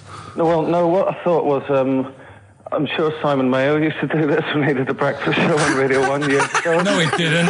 So you've just pinched this idea, Karl? If you're going to rip someone off, Karl, do not rip off Simon Mayo. I haven't ripped this off. I thought this was a new idea. I was going to do it with sound effects instead, but that's Yeah, he used to do that, and he used to get his team to play other characters. In the You idiot. Well, no, hang on. Not you, Chris. I'm saying you idiot to Karl. Yeah, but nothing's new anyway, is it? So I'm not getting annoyed about it. Very true. What do you think the answer is? Is it Cornflake Girl by Tonny Amos? Good answer. She couldn't have a bath because she'd go all She goes floppy sloppy and and that. then go down the plug hole. Good answer. She's all soggy. Yeah. So It's not, is it Cornflake Girl? No, it's not, but That's a great answer. It could have been. All right. Okay. You're already seeing the error of this, aren't you? I think this is great radio. I'm I know. really hooked on this. I'm But genuinely excited This now. is really like that, those so-called lateral thinkers. A man got into a field and dies. Why? Yeah. He ran out of air. No, Yeah. not the one I'm He thinking was of. shot. No. Yeah, That was a good Well, answer, but couldn't Simon Mayo sue you or something for doing it? Will you stop? Don't mention that. yeah. Listen, I think if you're going to steal ideas from someone, it should be a brain box like Mayo. I mean, he's the man who's The only doing example of one I can ever remember hearing in his show, because I was quite young then, was some people were pretending to tap someone's phone or something, and then they got caught, and the answer was just bugging by whistle because they were Genius. That was absolute genius. That's absolute genius. See, Chris, we're gonna- I don't know Karl, if that's the sort of Karl's ever standard done you've got to that. come up against. Yeah. Thanks very much, Chris. The phone lines are hot. hello, XFM.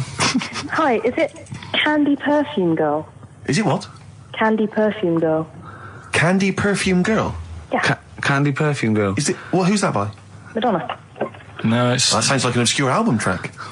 No, Wow. it's one of her songs. just That think is it. about it. She stinks and everything. She's a normal life. I didn't say she was a sweet or anything.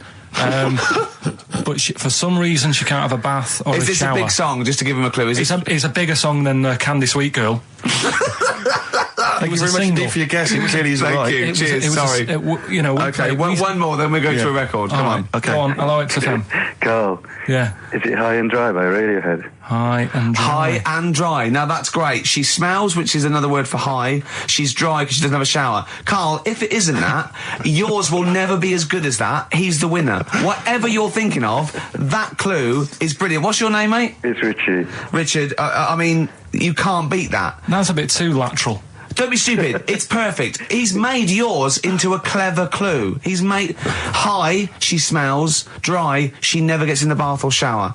It's not that, is it, Karl? No, it's You not. don't even get that, do you? Not Have really. you ever heard of the word high being used to mean sort of smelly? No. No. Oh, what? That was where you went wrong there, mate. Richard, I'm declaring you the winner, even though that isn't the I answer. don't think Thank we you. should give up this early. Can we Rick. just What? let's play a song and, Let's play a and song. give it one more chance because Yeah. if people think about it, it is really easy. I'm not going to find out the answer now because I've got to go out. Okay, we'll do it very quickly. Stay in for 10 minutes. We're just going to play a new Okay. Coldplay track out. Okay, let's hear Brilliant. Coldplay and then we'll come Cheers. back with this. XFM 104.9. We're not here.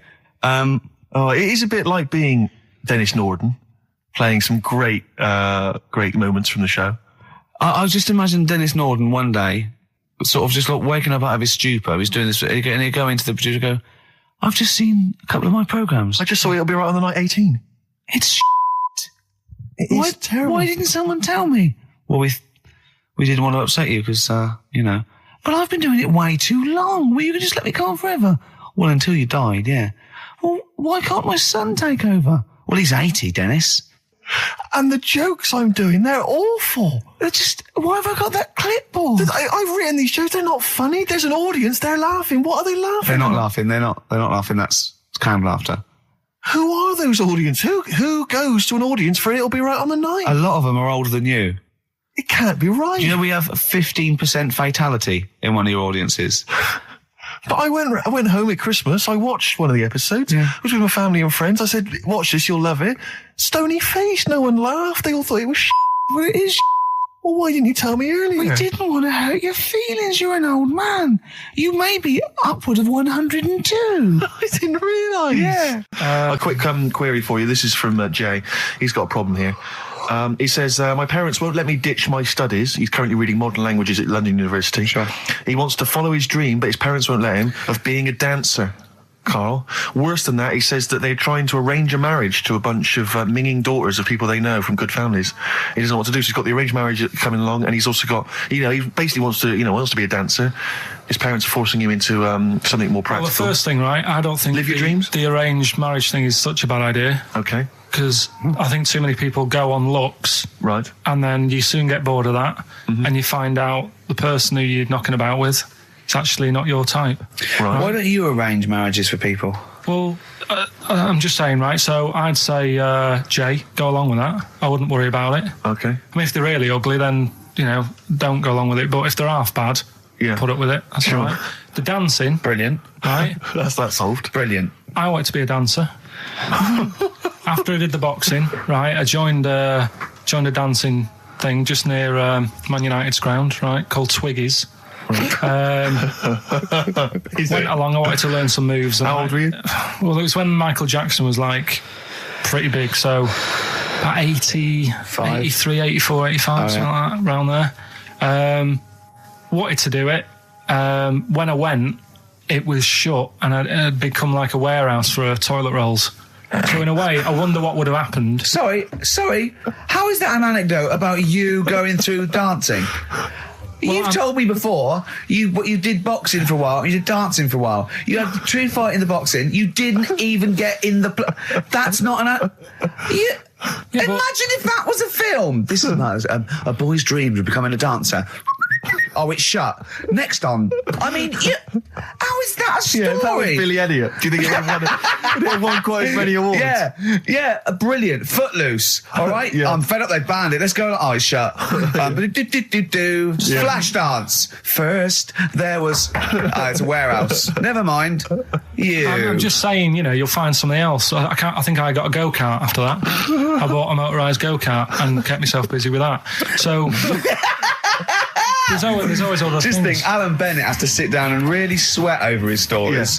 Yeah. He just opens his mouth. You are a living Alan Bennett character. So that's solved. Well, Jay, don't worry about that. There's no emotional problems I can foresee if you follow that advice. So the advice there is do an arranged marriage. If she's not ugly. minging, if she's not completely minging, and don't worry about dancing. Get a go-kart. Cheers. Great. Well, I didn't really want to make it a Christmassy type show because I don't really like it. Oh, he's done it again. Well, he did Christmas once, didn't like it. No, my dad always said... All right, steady on.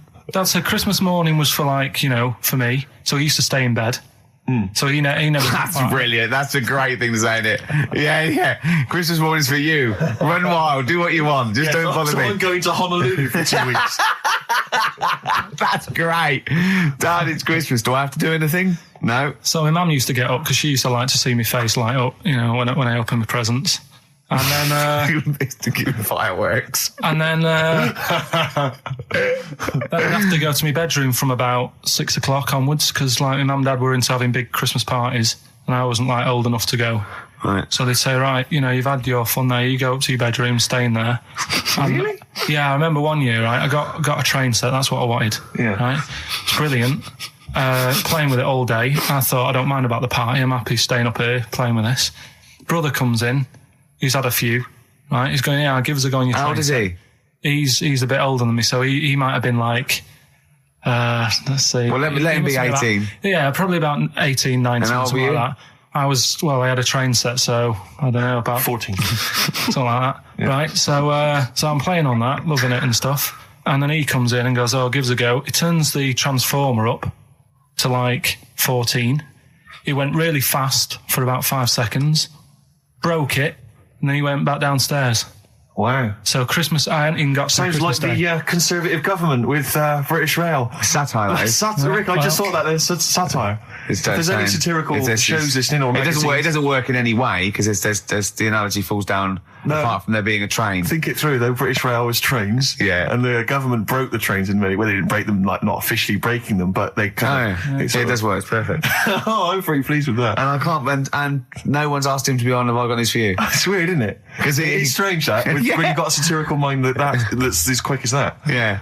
And he's broke your little train set. So what did you do? I just, watched telly and had some sausages. I bet you were happy with that, though, weren't you? It's a bit annoying, though, isn't it, when your main present of the year has been broke.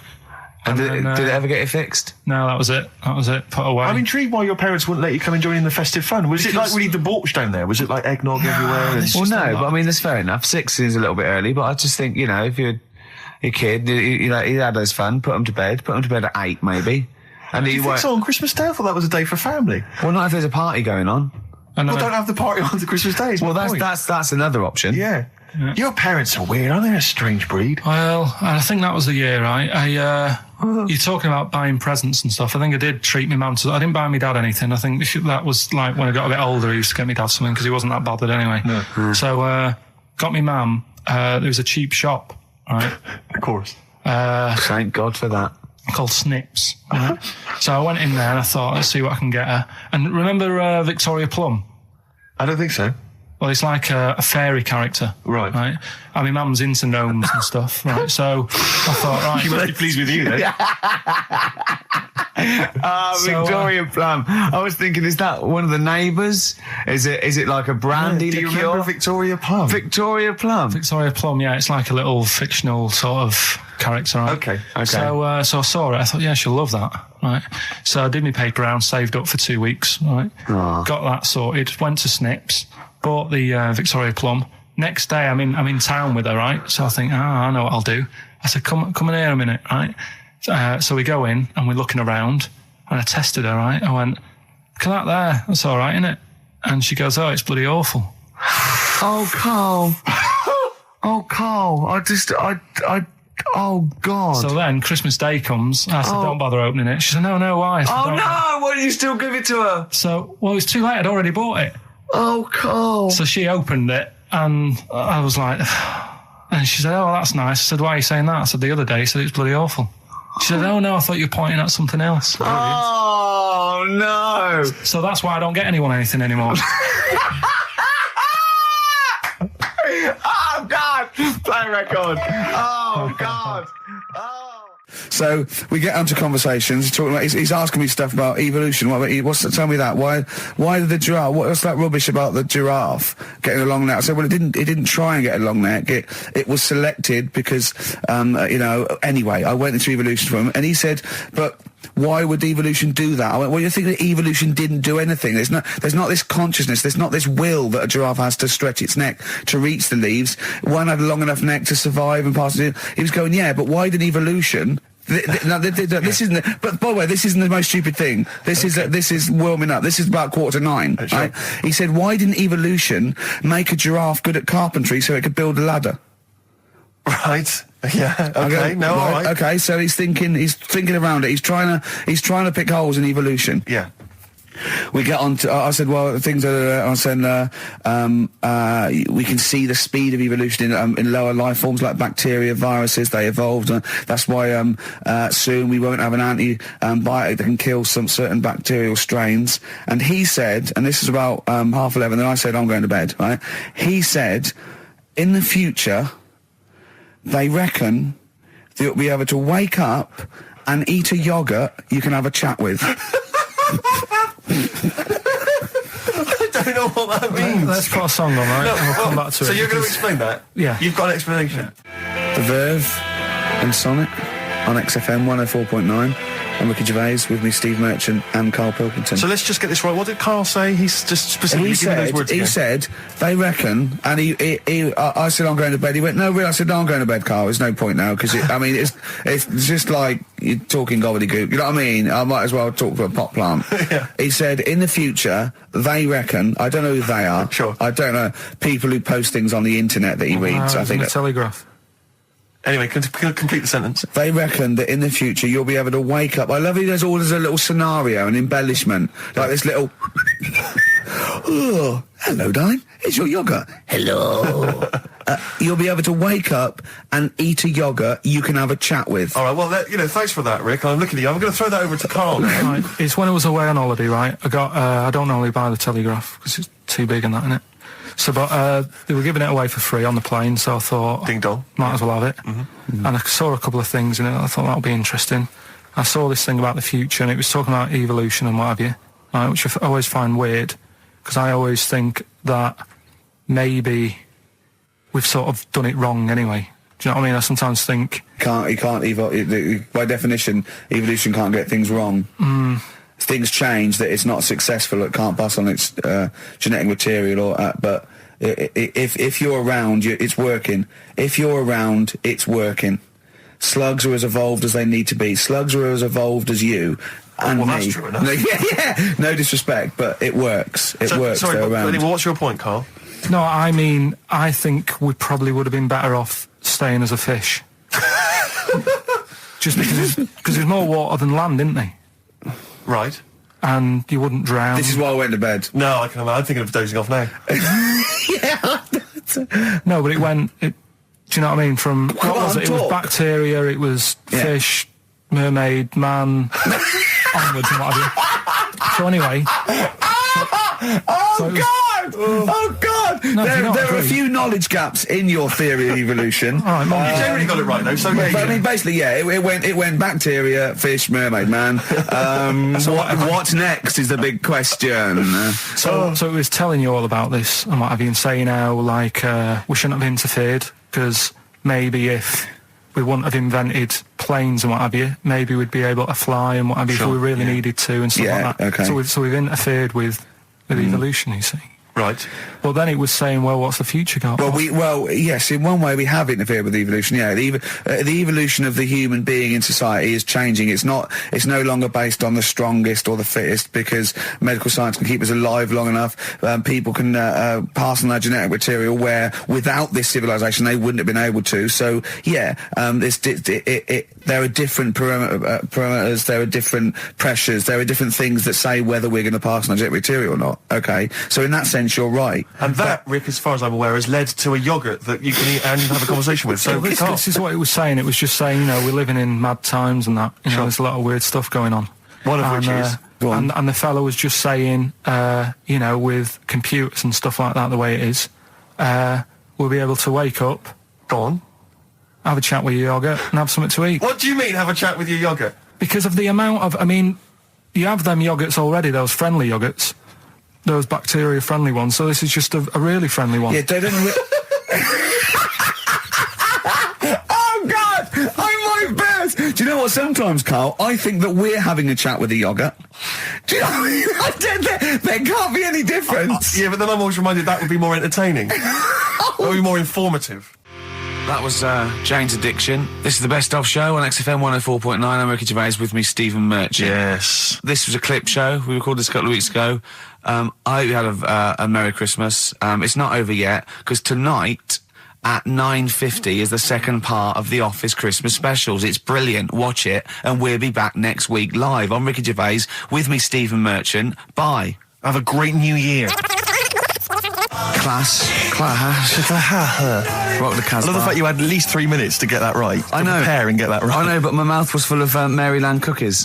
Yeah. You know, last week, this would blow your mind. He came in, do you know what he'd bought? For himself, about 10 penguins. Who buys penguins still? I know. Or wagon wheels. Oh, I've never liked wagon wheels. Have you not been a fan? No, but I was sorry about that. It's The Clash and Rock the Casbah.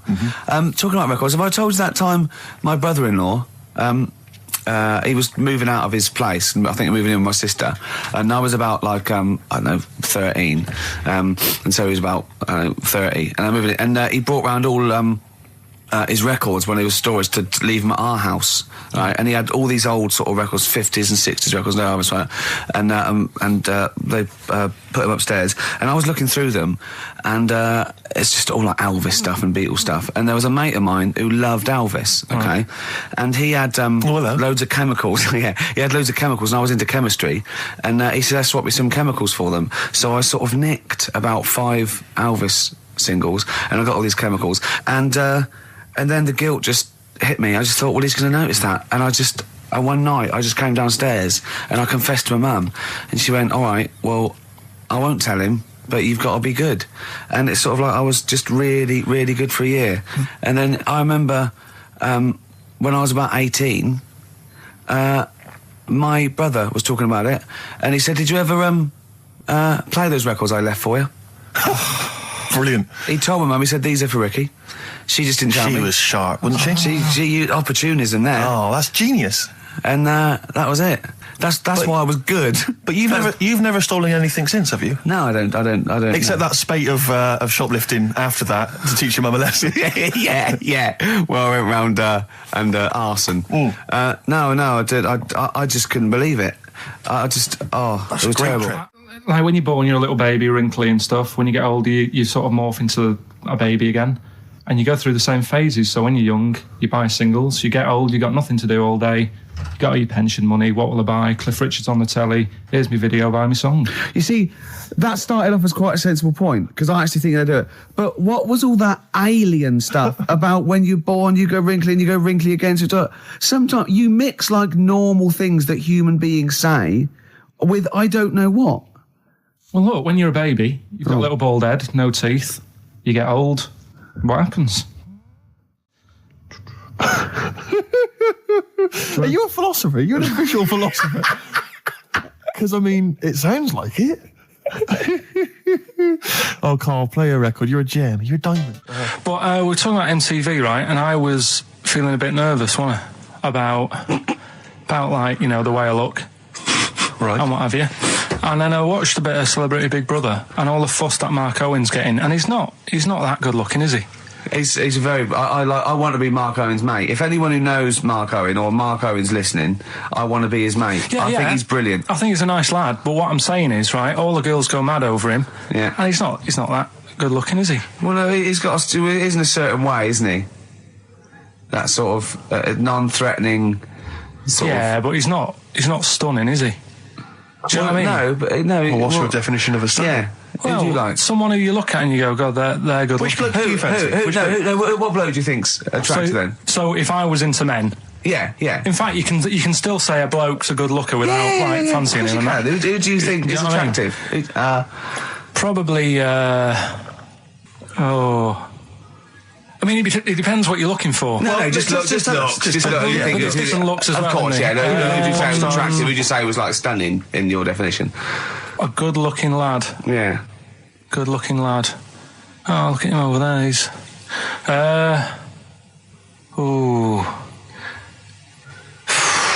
Do you find, Robbie Williams, do you find him attractive? Boy next door, look. No, who do you... Karl, hurry up, because it's, we've only got 2 hours. Probably...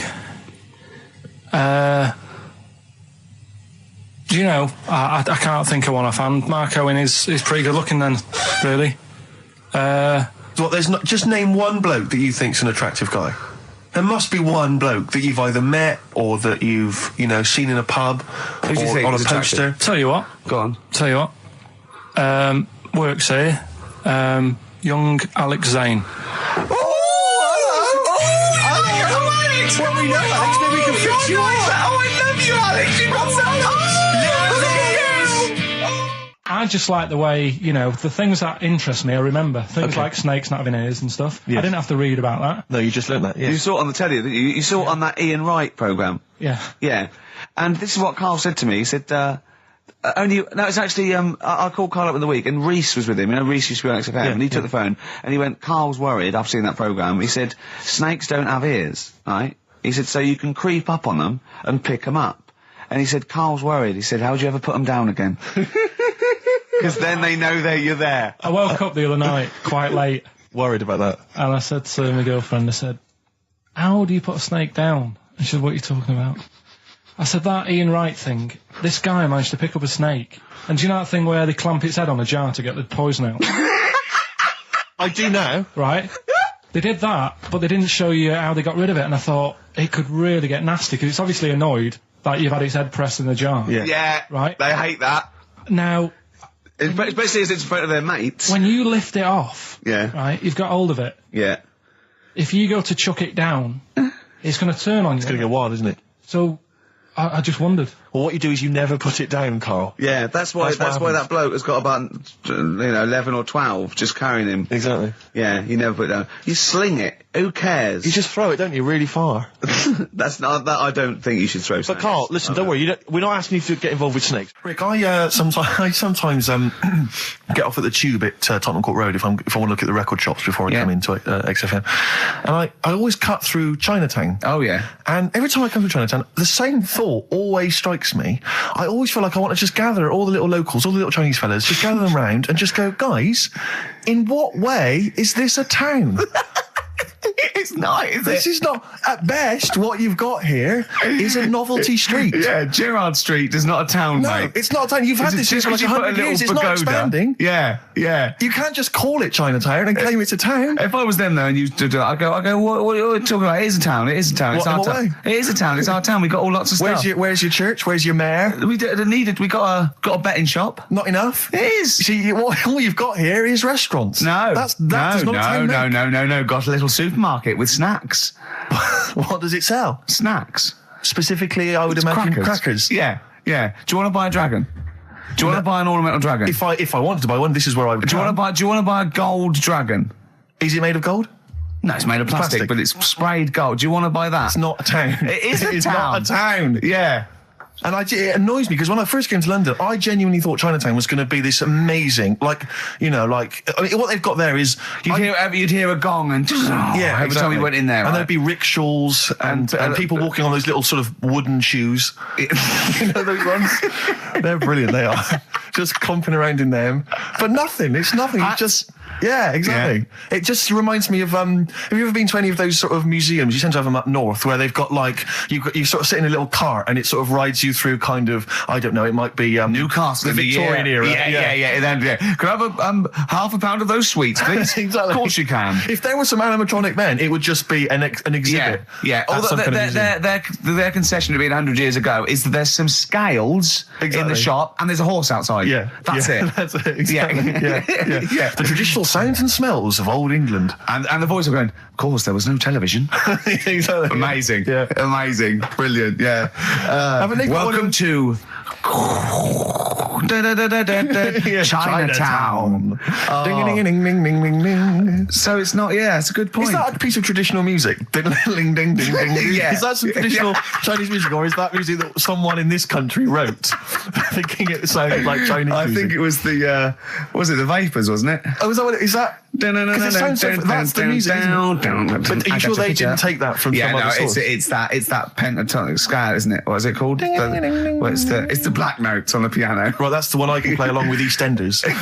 Yeah. Do you know what I don't get with it? Go on. Chinatown. Yeah, Chinatown, because I always walk through it on the way to work. A couple of things annoy me. First of all, I think it's bad business, just because if you've got a Chinese restaurant, put it somewhere where there isn't any others. It's a good point. Yeah, but it's also a community. They're not just a theme park for other people. I remember going out one night with Suzanne, some friends, and you got there and there's so much choice. It's that dilemma of, forget it. Well, not really. Specifically, do you fancy Chinese? Well, no, but why don't you go to the one with the dead ducks hanging in the window? That's my favourite. That's the other thing as well. It's like, normally you put your good stuff in the window. If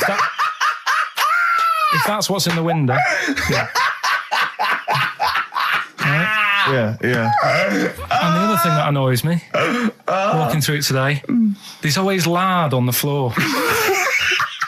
What, in the street? In the street. It is, honestly. I'm scared I'm going to slip over. It's because of all the restaurants and that. But why is it? That's another point. Well, it's not oozing out of the restaurants. No, but why is it? I don't know what they do. Careful. Listen, no, but why is That's why they used to wear those little wooden tubes. No, okay, we've got... No, but the thing is as well, they try and wash it with water, which doesn't work with lard, and it's like oil. Famously, yeah. Do you know what I mean? Even I know that. Yeah, you got to scrub it. So, you think sorted that out. Yeah. You think they'd know, wouldn't you?